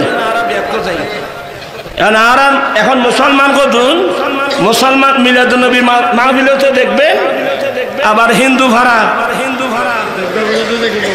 হিন্দুদের দুর্গা পূজা গেলেও ওখানে দেখবেন।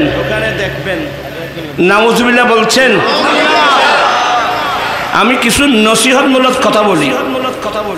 আমাদের অনেক ভাইরা মনে করে এগুলো রাজনৈতিক কৌশল। এটা রাজনৈতিক কৌশল না।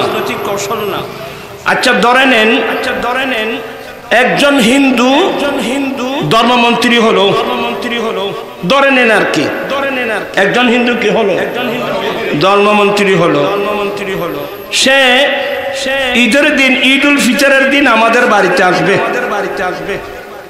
আমাদের মুসলমান ভাড়ায় কখন আসবে ঈদ উল ফিতরের দিন আসবে কিন্তু একজন হিন্দু মন্ত্রীর জীবন গেলেও কোরবানির ঈদের দিন কোরবানির ঈদের দিন কেন এদের মতে গরু জবাই করা পাপ তো এদের মতে গরু জবাই করা পাপ হলেও পাপ হওয়ার কারণে কোন হিন্দু মন্ত্রীর জীবনে কোনোদিন কোরবানির ঈদের দিন মুসলমান ভাড়ায় কিন্তু আমাদের ধর্ম মতে মূর্তি পূজা এটা তো শিরিক কথা বলছেন না কেন আমাদের ধর্ম মতে মূর্তি পূজা এটা কি শিরিক আপনি কিভাবে গেলেন এখানে আমাদের ধর্ম উপদেষ্টা আমাদেরকে ধর্ম শিখাচ্ছে বলে আমি মুসলমান ধর্মের উপদেষ্টা হিন্দু ধর্মের উপদেষ্টা বৌদ্ধ ধর্মের উপদেষ্টা আরে নিজে নিজে বলতেছে কত বড় হুজুর উনি তা আমি বলছি আচ্ছা ঠিক আছে আপনি হিন্দু ধর্মের উপদেষ্টা তো উপদেশ কি কোথায় ছিল আপনার উপদেশ কি ছিল তাদের জন্য মানে আপনার ভালো করে পূজা করেন এটা কোন মুসলমান কোন মানুষকে পূজা করার জন্য উপদেশ দিতে পারবে ঈমান থাকবে কি শিখাচ্ছেন আমাদেরকে জাতিকে কেন ধ্বংস করে দিচ্ছেন হ্যাঁ আমরা হিন্দু ভাড়া যাই হিন্দু ভাড়ায় কখন যাব কিভাবে যাব কোরআন হাদিস ভালো করে পড়লে সব সমস্যার সমাধান আছে আমরা হিন্দু ভাড়া যাই হিন্দু ভাড়া আগুন ধরছে আমরা সবাই দর দেব আগুন নিবানোর জন্য আপনারা মনোযোগ সহকারে গুনাহগারের কথাগুলো শুনবেন হিন্দু ভাড়া মনে করেন এই যে নদী আছে হলদা নদীর পাশে হিন্দু ভাড়া পানি এসে বাড়িঘর কি ভেঙে গেল আমরা সবাই কি হিন্দু ভাড়ার বাড়িঘর বেঁধে দেওয়ার আপ্রাণ চেষ্টা চালাবো হিন্দু ভাড়ায় কোনো মানুষের রোগ আক্রান্ত হলো প্রয়োজন আমরা দেখতে যাব চিকিৎসার ব্যবস্থা করব আরে কোরআন শরীফ আল্লাহ ডাইরেক্ট বলছেন তা আপনারা তো কোরআন পড়েন নাই লা ইয়ানহাকুম অর্থাৎ যতক্ষণ পর্যন্ত অন্য ধর্মের মানুষ তোমাদেরকে তোমাদের সাথে তোমাদের ধর্ম নিয়ে যুদ্ধ করবে না অন্য ধর্মের মানুষ যতক্ষণ পর্যন্ত তোমাদেরকে তোমাদের রাষ্ট্র থেকে তাড়িয়ে দেবে না ততক্ষণ পর্যন্ত তাদের সাথে সদ্ব্যবহার করা আল্লাহ নিষেধ করেন না আমাদের দেশে হিন্দু আছে না ওরা কি আমাদের ধর্ম নিয়ে যুদ্ধ করতেছে ওরা কি আমাদের দেশ থেকে তাড়িয়ে দিচ্ছে অতএব আমরা তাদের সাথে সদ্ব্যবহার করব এরা আমাদের সাথে সদ্ব্যবহার করবে বাবা মুসলমানের দোকানে হিন্দু কর্মচারী নেই আবার হিন্দুর দোকানে মুসলমান কর্মচারী নেই সমস্যা তো নেই হিন্দু বুদ্ধ খ্রিস্টান মিলে যৌথ ব্যবসা করতে পারবো ইসলাম তো নিষেধ করে নাই কিন্তু ইসলামের ইয়ে কোথায় এটা তো আপনাকে দেখতে হবে বিসমিল্লাহির রহমানির রহিম লা ইয়াত্তাখিযুল মুমিনুনাল কাফিরিনা আউলিয়া মিন দুনিল মুমিনিন মোমেন ছাড়া কোনদিন কাফেরকে বন্ধু বানাতে পারবে না এই বিষয়গুলো কোরআন হাদিসে ফিকহে স্পষ্ট আছে কিন্তু আমাকে তাদের পূজায় যাবার তো কোনো সুযোগ কি দরকার ছিল তাদের পূজায় এটা তো শিরিক মূর্তি পূজা এটা শিরিক হ্যাঁ আপনি গিয়েছেন যদি তাদেরকে বলে আসতেন উপদেশ দিতেন এই মূর্তি পূজা শিরিক তোমরা এগুলো ছেড়ে দাও তোমরা ঈমান আনো মুসলমান হও কলমা পড়ো কই এই উপদেশটা আপনি দিতে পারলেন না এটা আমাদের জন্য এদের দেখায় আমাদের অনেক স্কুল কলেজের ছাত্ররা বলে এত বড় আলেম যদি মূর্তি পূজায় যায় তো আমরা গেলে সমস্যা রাখি, তখন দেখবেন যে অনেক ওখানে লাইন ধরবে। সাবধান, সতর্ক সবাই আমার দেশবাসী। এ ফাগলামি করছে বলে আমি ফাগলামি করব না। আর আমি বলছি তো, আপনি ধর্মমন্ত্রী হলে বুঝলাম প্রত্যেক ধর্মের আপনি উপদেষ্টা, আপনি ধর্ম উপদেষ্টা। বাংলাদেশের কোথায় লেখা আছে হিন্দু পাড়ায় পূজার মধ্যে যেতে হবে? আপনি বললে হবে না। আপনি ইংলিশ বলেন, বাংলা বলেন, আমরা কোরআন হাদিস পড়ছি, আমরা লেখাপড়া করছি তো। যাই হোক, হ্যাঁ, এরা যদি আমাদের ধর্মের বিরুদ্ধে বলে আমরা দাঁড়িয়ে যাব। যেমন ইন্ডিয়ার মুখ্যমন্ত্রী নুপুর শর্মা আমার নবীর শানে, আমাদের আম্মি জান মায়েশা সিদ্দিকার শানে যে কুরুচিপূর্ণ বক্তব্য দিয়েছে, সাথে সাথে সারা বিশ্বে আগুন ধরে গেছে। আন্দোলন আমরা নেমে গেছি, নয় আমরা নয়, এমনকি ইন্ডিয়ার হিন্দুরা পর্যন্ত এই নুপুর শর্মার বিরুদ্ধে গিয়েছে। কেন আপনারা ইউটিউবের মধ্যে দেখতেছেন না? এবং এটা বলার কারণে রবীন্দ্রনাথ ঠাকুর কয় বয়সের মেয়ে বিয়ে করছে সমস্ত তালিকা ইউটিউবের মধ্যে এসে গেছে। হ্যাঁ, আমার নবীর থেকে চরিত্র থেকে দুর্দত্ত, আমার নবীর চরিত্রের মধ্যে কোনো ত্রুটি আছে? কোনো দোষ আছে? আচ্ছা, তুমি ইসলামী দল হয়ে নবী আমাদের মতো দোষে গুণে মানুষ, এটা তুমি কোথায় ফেলে? নবীর কাছে তো কোনো দোষ নাই, নবীর কাছে তোর সমস্যার সমাধানে আছে। বিরক্ত হচ্ছেন আপনারা? না, আমি আর বিরক্ত করবো না আবার আপনাদেরকে। আমার নবীর চরিত্রে, আমার নবীর আদর্শের মধ্যে ত্রুটি আছে দে। আচ্ছা, আমি একটা ত্রুটি দেখাই, এটা বুঝবার জ্ঞান লাগবে বাবা। আমার রসুল একদিন জিহাদের ময়দান থেকে আসতেছিলেন, যুদ্ধের মাঠ থেকে আসতেছিলেন। যুদ্ধের মাঠ থেকে যখন আসতেছিলেন, রাত গভীর। আমার নবী বলেন, বিলাল, আমরা একটু ক্লান্ত, আমরা একটু বিশ্রাম নেব, তুমি ঘুমাবে না, তুমি জাগ্রত থাকবা। ফজরের নামাজের আজান টাইম হলে আজান দিবা, আমরা সবাইকে ডেকে দিবা। বেলাল বলে, ইনশাআল্লাহ হুজুর। বেলাল বিছানায় শুই নাই। মুজাহিদিনরা ক্লান্ত তো, যুদ্ধের মাঠে গিয়েছেন ক্লান্ত, সবাই ঘুমিয়ে পড়লেন। আমার নবীও ঘুমিয়ে পড়লেন। বেলাল বিছানায় ঘুমাই নাই, বেলাল তিয়া গেল। সুবহানাল্লাহ। নবী এখন জিবেরা ডাকি দিত, ইবেরে গেল। সর্বপ্রথম আমার রাসূল দেখে দিলেন, সূর্য উঠে গেল। আমার নবী, বেলাল কি করলা তুমি? সবাই উঠে গেল। বেলাল, তোমাকে বলছিলাম না আমরা একটু ক্লান্ত, একটু ঘুমাই, নামাজের টাইম হলে তুমি আজান দিয়ে দেখে দিবা। বেলাল বলে, কিরে এখাম খাওয়াই? ইয়া রাসূলুল্লাহ, যে রসুলের কপালের চক্ষু ঘুমায়, অন্তরের চক্ষু খোলা থাকে। তো আল্লাহ জানতি বেড়াবালা গরু ঘুম নিয়ে হুজুর, আল্লাহ জিবে অনর ঘুম নিয়ে আয় তিয়ে তাই লিখি মারে তিয়ে নিবি। বেলাল আজান দাও, কম মনোযোগ সহকারে শুনবেন। বেলাল আজান দাও। কিউর আজান? খড়া বাজে দিও না জীবনে, দিও না। হ্যাঁ, বেলাল আজান দাও। আজান দিলেন ফজরের। আমার নবী নামাজ পড়াই দিলেন। হ্যাঁ, এটা একটা ত্রুটি। আমাদের নামাজ কথা হলো, নবীর তো নামাজ কি হয়ে গেল? সাবধান, সতর্ক। আমার দয়াল নবী সেদিনে কাজটা না করলে কিয়ামত পর্যন্ত আমরা উম্মত যারা আছি, আমরা কজা নামাজের মসলা কোথায় পেতাম? এই কাজটা না হলে আমরা কজা নামাজের মসলাগুলো আমরা কোথায় পেতাম? আমার রসুল কত বড় দয়ালু জানেন?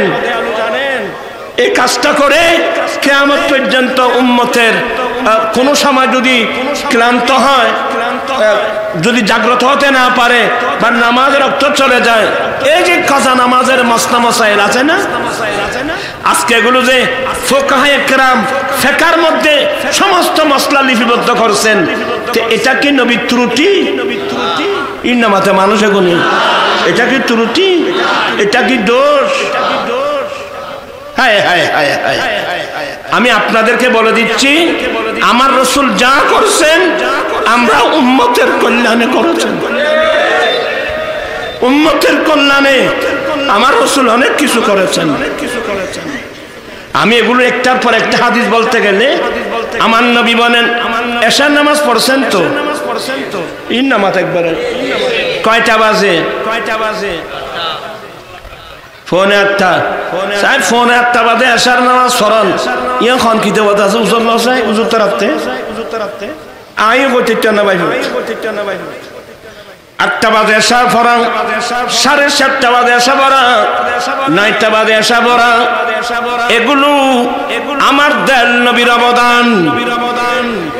আইসুদতে ফরান আছে ক্বালা রাসূলুল্লাহ সাল্লাল্লাহু আলাইহি ওয়াসাল্লাম লাউলা আন আশকা আলা উম্মতি লাআমারতুহুম আই ইউখিরুল ইশাআ ইলা সুলুসিল লাইলি আও ইলা নিসফিহি। আমার দয়াল নবী বলেন, আমার উম্মতের যদি কষ্ট না হতো, উম্মতের কষ্ট যদি আমি অনুভব না করতাম, আমি এশার নামাজ রাতের তৃতীয়াংশে অথবা অর্ধেক রাতের মধ্যে পড়া আমি নবী ওয়াজিব করে দিতাম। আমার উম্মতের যদি কষ্ট না হতো, এশার নামাজটা আমি রাতের তৃতীয়াংশে অথবা অর্ধেক রাতের মধ্যে পড়া আমি কি করে দিতাম? ওয়াজিব করে দিতাম। কিন্তু ওয়াজিব করি নাই যে আমার উম্মতের কি হবে? আমার উম্মতের কষ্ট। আমি এভাবে একটা বললে আপনারা আশ্চর্য হয়ে যাবেন। আজকে টেলিভিশনে বসে ফেসবুকের মধ্যে নবীর কাছে ইসলামের বিষয়ে কোনো ক্ষমতা নাই, নবীর কাছে কোনো এখতিয়ার নেই, এগুলো নবীর শানের চরম বেয়াদবি ছাড়া আর কিছুই না। তুমি জানো, তুমি মূর্খ, তুমি সে কোরআন হাদিস পড়ো নাই। আমার পীর মুর্শিদ তাজুস শরী আল্লামা আখতার রাজা আল আজহারি রহমতুল্লাহ আলাইহি, যার জানাজার মধ্যে 3 কোটির উপরে মানুষ, এত বড় জানাজা পৃথিবীর মানুষ চোখে দেখে নাই। আপনারা তো নেটের মাধ্যমে দেখছেন। আল্লামা তাজুস শরী আল্লামা আখতার রাজা, উনি এত সুন্দর একটা নাত লিখছেন। এরা সবাই আলা হযরতের বংশধর, এদের মধ্যে নাত লেখার সুবহানাল্লাহ। मुनव्वर मेरी आँखों को मेरे शम्सो दुहा कर दे। थोड़ा तो होने में चले गए।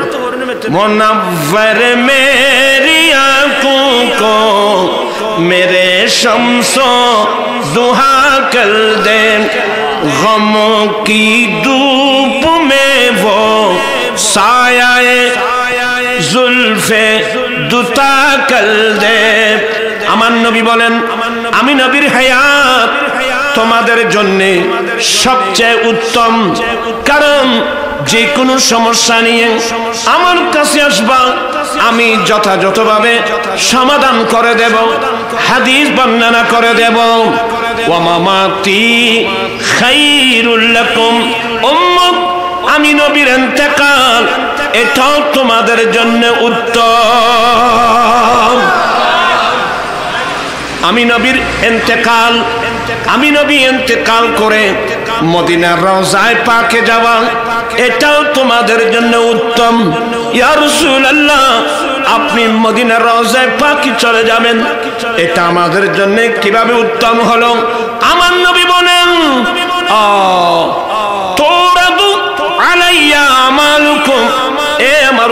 শুনো, তোমরা যে দেশের হও, যে দেশের থাকো না কেন, তোমাদের আমলনামা আমি নবীর রওজা মুবারকে দেওয়া হবে। আমি তোমার আমলনামা দেখতে থাকবো। ফামা রাআইতু খায়রান, যখন তোমাদের আমলনামায় সওয়াব লিখা দেখি, ফাহামিদুল্লাহ আলাইহি, আমি আল্লাহর প্রশংসা করি। ওয়ামা রাআইতু গায়রাহু, যখন তোমাদের আমলনামায় সওয়াবের বিপরীত লেখা দেখি, আমি নবী রওজা পাকে বসে বসে আল্লাহর কাছে ক্ষমা প্রার্থনা করি। আল্লাহু আকবার। আমার রাসূল জীবিত, আমাদের নবী হায়াতুন নবী। মদিনার রওজায়ে পাকের মধ্যেও আমার নবী হায়াতুন নবী, আমাদের নবী হায়াতুন নবী। এটা শুধু আমরা আহলে সুন্নাত ওয়াল জামাতের আকীদা না, কওমি লাইনের যারা আছে এরাও নবীদের আফান কবর শরীফে জিন্দা। আবে হায়াত নামক কিতাবে আশরাফ আলী তানভী লিখতে বাধ্য হয়েছে। এবং কওমি লাইনের বড় বড় হুজুররাও সমস্ত আম্বিয়া কিরাম আফান আফান কবর শরীফে সশরীরে জীবিত, এরাও লিখতে বাধ্য হয়েছে। আমার নবী জীবিত না মৃত? আজকে আমাদের দেশে ইসলামী দল শব্দ বলে মৃত নবী। সাবধান, সতর্ক, কোন মুসলমান মারা গেলে মৃত শব্দ লিখবেন না।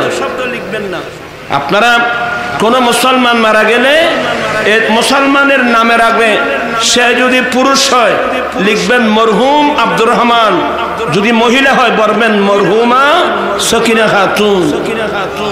মৃত্যু শব্দ লেখা হয় বিধর্মীদের নামের আগে, মৃত্যু হরিভদ, মৃত্যু খালিভদ। আমি যে কথাগুলো আপনাদেরকে বোঝাচ্ছি, নবীর শানের শব্দ ব্যবহার করতে হোস করে ব্যবহার করবেন। আরেকটা মশলা মনে রাখবেন, আজকে তো দেরি হয়ে গেল আর আমি শরীর ভালো না, ইনশাআল্লাহ এই যে কবরস্থানে গেলে আমাদের মা বাবা বা আমাদের কোন মুমিন মুসলিম ভাই বোন মারা গেলে এরা মৃত্যু কতক্ষণ জানেন? কিছুক্ষণের জন্য। এরা মৃত্যু কিছুক্ষণের জন্য। হুজুর কতক্ষণ? দেহ থেকে প্রাণ বের হলো, এই ডেড বডিকে উযু বানিয়ে গোসল করায়, কাফন পরায়, যখন জানাজার মাটি নিয়ে যাবেন, জানাজার শেষে ওই মাইয়তকে যখন কবরের মধ্যে দফন করবেন, দফন করার আগ পর্যন্ত সে মাইয়ত, এই জন্য জানাজার মধ্যে বলা হয় ওয়াদুআউ লিহাযাল মাইয়িতে, মহিলা হলে ওয়াদুআউ লিহাযিহিল মাইয়িতে। কিন্তু দফন করার শেষ, এখন আর মইয়া শব্দ নাই। আমার নবী বলেন উম্মত এখন তাদেরকে সালাম দাও, আসসালামু আলাইকুম ইয়া আহলাল কুবুর। এখন তো জীবিত। হে কবরবাসী, এই কবরের বাসিন্দারা, আপনাদের উপর সালাম। শুধু সালাম নয়, আমার দয়াল নবী জিয়ারতের নামে একটা চ্যাপ্টার দিয়েছেন হাদিস শরীফ প্রত্যেক কিতাবে। আমার নবী বলেন, আম বুরাইদা রাদিয়াল্লাহু তাআলা قال قال رسول الله صلى الله عليه وسلم كنت نهيتكم عن زيارة القبور فزوروها। ও আমার উম্মত, অনেক দিন হয়েছে আমি তোমাদেরকে কবরের জিয়ারত করা নিষেধ করেছিলাম, আজ থেকে নিষেধাজ্ঞা উঠাই দিলাম। আজ থেকে তোমরা কবরস্থানে গিয়ে জিয়ারত করো। প্রথম ইসলামে জিয়ারত নিষেধ ছিল। কেন? এক কারণ হলো মুসলমানের পৃথক কোনো কবরস্থান ছিল না। সেই কবরস্থানে ইহুদি দফন হয়েছে, নাসারা দফন হয়েছে, বিধর্মী দফন হয়েছে। এই জন্যে আমার রাসূল জিয়ারতের নিষেধ করেছেন। যখন মুসলমানের কবরস্থান পৃথক হয়ে গেল, আমার রাসূল বলছেন, উম্মত অনেক দিন হয়েছে আমি তোমাদেরকে কবর জিয়ারত করা নিষেধ করেছিলাম, আজ থেকে নিষেধাজ্ঞা উঠাই দিলাম, তোমরা কবরস্থানে গিয়ে জিয়ারত করো। আমার নবী শুধু জিয়ারতের নির্দেশ দেন নাই, আমার নবী নিজে প্রত্যেক দিন জিয়ারত করতেন।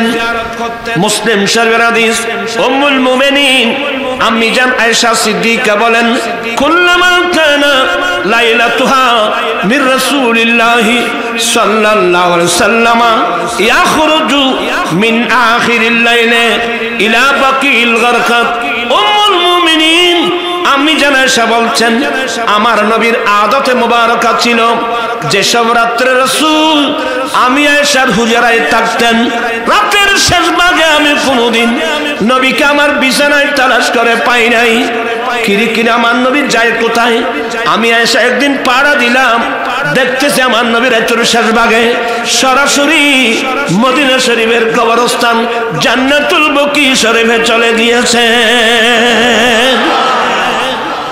ইসলামী আইনবিদ যারা ফুকাহা এরা লেখছেন যে দিনের জিয়ারতের চেয়ে রাতের জিয়ারত উত্তম আমার রাসূল গভীর রাতে জিয়ারত করতেন তোরা গেইও না এসে না মাথে কা খড়া বাজিও মারা তো বহুত বেশি হলো সমস্ত রাত বেশি হয়ে গেছে বাবা আমরা কি গভীর রাতের কবরস্থানে গিয়েছি না যাওয়ার পিছনে একটি মূল কারণ কি জানেন আমাদের দেশে স্বতন্ত্র কোনো কবরস্থান নেই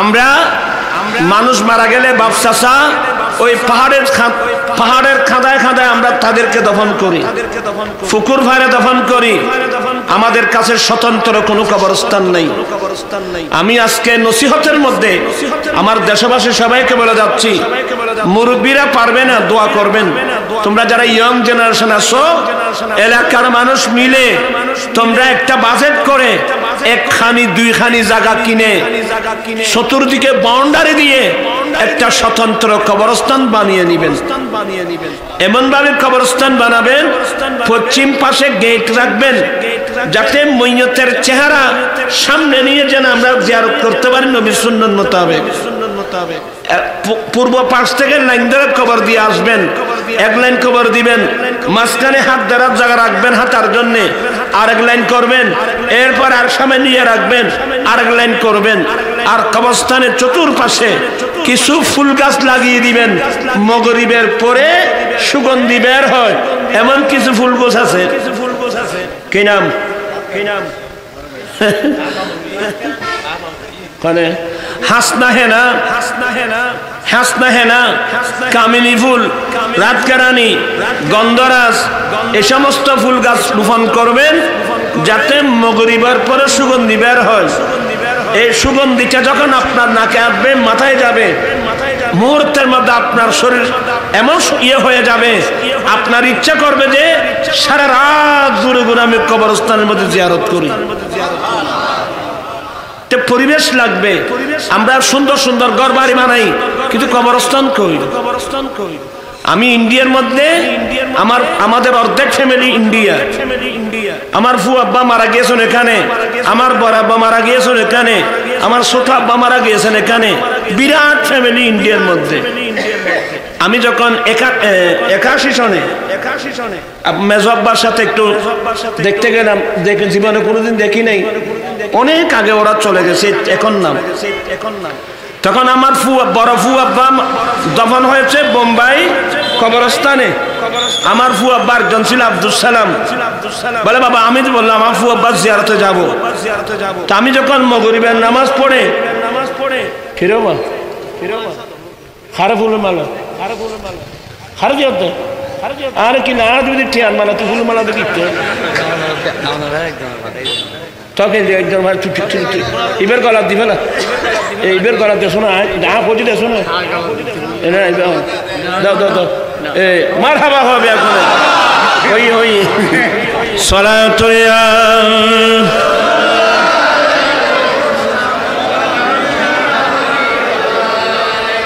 আমি 81 সনে গিয়েছিলাম 81-তে যখন আমি ফাজিলে ছিলাম আর কি ওখানে গিয়েছিলাম তো বোম্বাই মাগরিবের নামাজ পড়ে আমার ছোট ফুয়া এখন এখানে মারা গিয়েছে বলে চলো তোমার বড় ফুয়াব্বা জিয়ারতে যাই যখন কবরস্থানে ঢুকলাম দেখলাম যে একটা ফুল বাগান বাবা ফুয়াব্বা এটা তো ফুলের এটা তো বোধ হয় পার্ক বোধ হয় বলে না বাবা এটা কবরস্থান না চলো না এমন সুগন্ধি, আমার ইচ্ছা হল আমি সারা রাত ঘুরে ঘুরে কি করি, জিয়ারত করি। কিন্তু আমাদের দেশের কবরস্থান দেখলে, আমাকে একবার সিলেটে বলে হুজুর একটু গোরস্থানে যাই, আমার আম্মার জিয়ারত করবো, চলো না।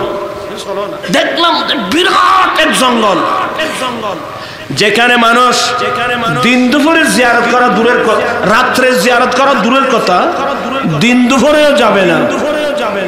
আমি আমার সবাইকে বলে যাচ্ছি, যে কোনো কাজ করবেন পরিকল্পিতভাবে করবেন। আপনারা সুন্দর কবরস্থান করবেন, যদি জায়গা কিনে নিতে পারেন প্রয়োজন আমাকে ডাকবেন, আমি এসে দেখাই দেব। এমন কবরস্থান হতে হবে। আরে বাবা, আমিও তো কবরস্থানে যেতে হবে। আপনার জঙ্গলে, এই জঙ্গলে, ওই জঙ্গলে, পুকুর পারে কি লক্ষ্য ফোসাবে না, দিও দেন। ইসলাম এগুলো শিখায়।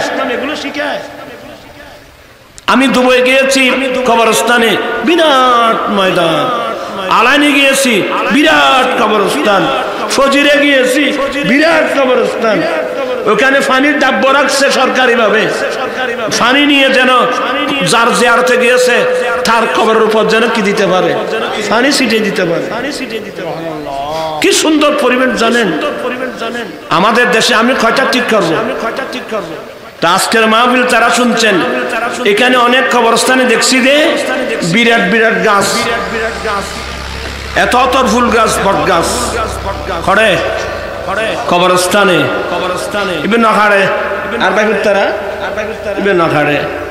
আমি অনেক সময় বৃষ্টি বাদলের সময় তেমনি চমনি রাস্তায় অনেক বড় বড় গাছ বাতাসে যখন কি করত ফেলে দিত, আমি ওখানে দাঁড়াতাম, দাঁড়িয়ে তার অবস্থা দেখতাম। তো ওখানে দাঁড়িয়ে চিন্তা করতাম যে আমার ছোটবেলা থেকে অভ্যাস এগুলো। চিন্তা করতাম যে হ্যাঁ রে, একটা ফুল গাছ, শিশু গাছ বাতাসে ফেলে দিল, কত বড় এরিয়া। আরে এই ধরনের গাছ তো কবরস্থানেও আছে। তো কবরস্থানে থাকলে এই গাছের শিকড় গুলো ক্ষত মুইয়তে এদিক দিয়ে ঢুকে ওদিক দিয়ে বের হচ্ছে।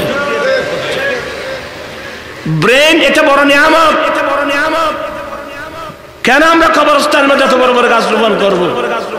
এক ধরনের থাকলে আগামী কাল কেটে ফেলবেন, সুন্দর ফুল বাগানের মতো করে ফেলবেন, সুন্দর কবরস্থান করুন, যাতে মানুষ রাতের বেলায় যেন জিয়ারত করতে পারে। কারণ সেই কবরস্থানে তো আমাকে যেতে হবে। আমি কি কথাগুলো বুঝাতে পারলাম আপনাদেরকে? আরেকটা জিনিস আমার নবী বলেন, হে আমার উম্মত, তোমরা তোমাদের বাড়িঘরকে কবরস্থান বানিও না। তার মানে তোমরা তোমাদের ঘরবাড়ি নামাজ থেকে খালি করবা না। প্রত্যেক মুসলমানের ঘরে একটা রুম লাগবে। তারা ফাঁকা ফাঁকা বাঁধে দেয়। ইঞ্জিনিয়ারের তো প্ল্যান নয়, bedroom, bathroom, drawing room, reading room, rest room, gas room, common room.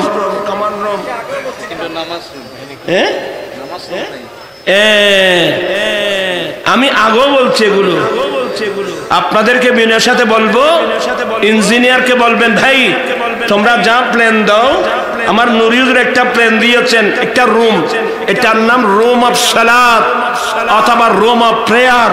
প্রত্যেক মুসলমানের বাড়িতে গড়ে একটা স্পেশাল রুম থাকবে নামাজের জন্য। আমরা আজান শুনে মসজিদে যাব, সেই ঘরের মহিলারা আজান শুনে উযু বানিয়ে ওই রুমের মধ্যে নামাজ পড়বে। আবার গভীর রাত একটা নামাজ আছে, তাহাজ্জুদের নামাজ। ওই মুরব্বীরা উযু বানিয়ে ওই রুমের মধ্যে তাহাজ্জুদের নামাজ পড়বে। আবার ফজরের নামাজের পরে সূর্য যখন কিছু দূর উঠে যায়, আরেকটা নামাজ আছে, এটার নাম সালাতুদ দুহা, চাষতের নামাজ। ওরা ওই রুমের মধ্যে নামাজ পড়বে। আর ওই রুমের মধ্যে আল্লাহর কোরআন সুন্দর করে থাক করবেন আল্লাহর কোরআন রাখার জন্য। এখন আপনি যদি তল্লাশি চালান, অনেক মুসলমানের ঘরে কোরআন শরীফ বেজ্জত হচ্ছে। মুসলমানের মেয়েরা সকালবেলায় উঠে শোকেসগুলো পরিষ্কার করছে, তো শোকেসের ভিতরে কোরআন শরীফ আছে। এটা কি আছে রে? বাঘ বললু আতি ইয়েল খুঁজছে ইনের আয়না পরিষ্কার করে ভালো দেয় মানে পাগল কাহাকে বলে মুরুক্কু কাহাকে বলে কয় প্রকার কি কি উদাহরণ সব বুঝে দাও আমি এখানে আজকে যেখানে বসলাম নাস্তা করতে ওখানে আমি বলে দিয়েছি এত সুন্দর আপনারা পালং বানিয়েছেন কিন্তু সেই পালংয়ের মধ্যে আপনারা ফুল উঠাইছেন ময়ূরের কথা বলছেন না কেন আপনারা ময়ূরের ছবি পালংয়ের মধ্যে খুদায়ে সুন্দর করে উঠালেন আমি বললাম এই গরম নদীর জীবনে কোনোদিন নুরি জগতের ফেরেশতা এখানে আসবে না তোমরা এগুলো ইয়ে করে দিবে ফুস করে চলবা আমরা অজ্ঞতা আমি কি অজ্ঞ মানুষ আমরা ইমামুল আম্বিয়ার উম্মত আল্লাহ সবাইকে এই কথাগুলো বুঝার তৌফিক দান করুক আমিন আল্লাহুম্মা আমিন মাওলায়া সাল্লি ওয়া সাল্লিম দাইমান আবাদা আলা হাবিবিকা খায়রুল খালকি কুল্লিহিম মাওলায়ে করিম আজকের মাহফিল কবুল করে নাও লাইটিং প্যান্ডেল স্টেজ তবরকাতের ব্যবস্থা কবুল করে নাও মাওলানা মাহফিলের সওয়াব সোনার মদিনায় মাহবুব নবীর চরণে পৌঁছিয়ে দাও আহলে বাইত রাসূল সাহাবায়ে کرام তাবেঈন তবে তাবেঈন আইম্মায়ে মুজতাহিদিন মুহাদ্দিসিন মুফাসসিরিন সমগ্র আউলে کرامদের দরবারে পৌঁছিয়ে দাও আল্লাহ সকলের মাকামাত কিয়ামত পর্যন্ত বুলন্দ করো আল্লাহ আমরা যাদের মহব্বতের আব্বা আম্মা দাদা দাদি নানা নানি ভাই বোন আত্মীয় স্বজন যারা চিরদিনের জন্য বিদায় হয়ে কবরস্থানে চলে গেছে আল্লাহ প্রত্যেকের কবরে পৌঁছে দাও আল্লাহ আমার মুরব্বিনার কি নাম জনাব আনোয়ার সাহেবের আর সহধর্মিনী 2-3 দিন আগে ইন্তেকাল করেছেন আল্লাহ তার রূহের মধ্যে পৌঁছে দাও মাওলা আমরা আহলে সুন্নাত ওয়াল জামাতের একজন বড় আলেম আয় আল্লাহ লালিয়ারহাট হুসাইনিয়া মাদ্রাসা প্রিন্সিপাল ছিল এবং ইসলামী ফ্রন্টের প্রেসিডিয়াম সদস্য ছিল আজকে ইন্তেকাল করেছেন তার রূহের মধ্যে পৌঁছে দাও মাওলা আমরা অনেক গুনাহ করেছি কবিরা সগীরা জেনে না জেনে ইচ্ছায় অনিচ্ছায় আল্লাহ আমরা অনেক গুনাহ করেছি আল্লাহ তোমার নাম গফুর তোমার নাম গফফার দয়া করে আমাদের অতীত জীবনের গুনাহগুলো মাফ করে দাও আব্বা জানের গুনাহ মাফ করে দাও আম্মা জানের গুনাহ মাফ করে দাও দাদা দাদি নানা নানি ভাই বোন আত্মীয় স্বজন মুহিব্বিন মুরিদান মুতাল্লিকিনদের গুনাহ মাফ করে দাও সারা বিশ্বের মুমিন মুসলিম ভাই বোনের গুনাহগুলো মাফ করে দাও আল্লাহ আমরা অনেক গুনাহ করেছি কবিরা সগীরা জেনে না জেনে ইচ্ছা অনিচ্ছায় আল্লাহ গাউসে পাকের উসিলায় আল্লাহ আমাদের অতীত জীবনের গুনাহগুলো মাফ করে দাও আল্লাহ আমরা তওবা করছি আমাদের তওবা কবুল করো আল্লাহ আমি গুনাহগার যৌতুকের বিরুদ্ধে যে আন্দোলন হাজার হাজার গরিব ঘরে মেয়েরা উপযুক্ত যৌতুকের কারণে বিয়ে হচ্ছে না আল্লাহ মেয়েদের বিবাহের ব্যবস্থা করে দাও অনেক মেয়ে স্বামীর ঘরে গিয়ে লাঞ্ছনার শিকার হচ্ছে আল্লাহ ইজ্জতের জিন্দেগি নসিব করো সবাইকে পাঁচওয়াক্ত নামাজি বানিয়ে দাও মা বোনদেরকে পর্দানশীল বানিয়ে দাও আল্লাহ আমাদেরকে আহলে সুন্নাত ওয়াল জামাতের আকায়েদের উপর অটল থাকার তৌফিক দান করো মাওলানা মানুষ না বুঝে বাতিল ফিরকায় গিয়েছে আল্লাহ তাদেরকে হেদায়েত নসিব করো বিহাক্কিন্না আল্লাহ মাহফিল কিয়ামত পর্যন্ত জারি রাখিও বিহাক্কিন্না আল্লাহ ওয়া মালাইকাতুহু ইউসাল্লুনা আলান নবী আল্লাহ বিশেষ করে আমাদের জামিয়া রাজবিয়া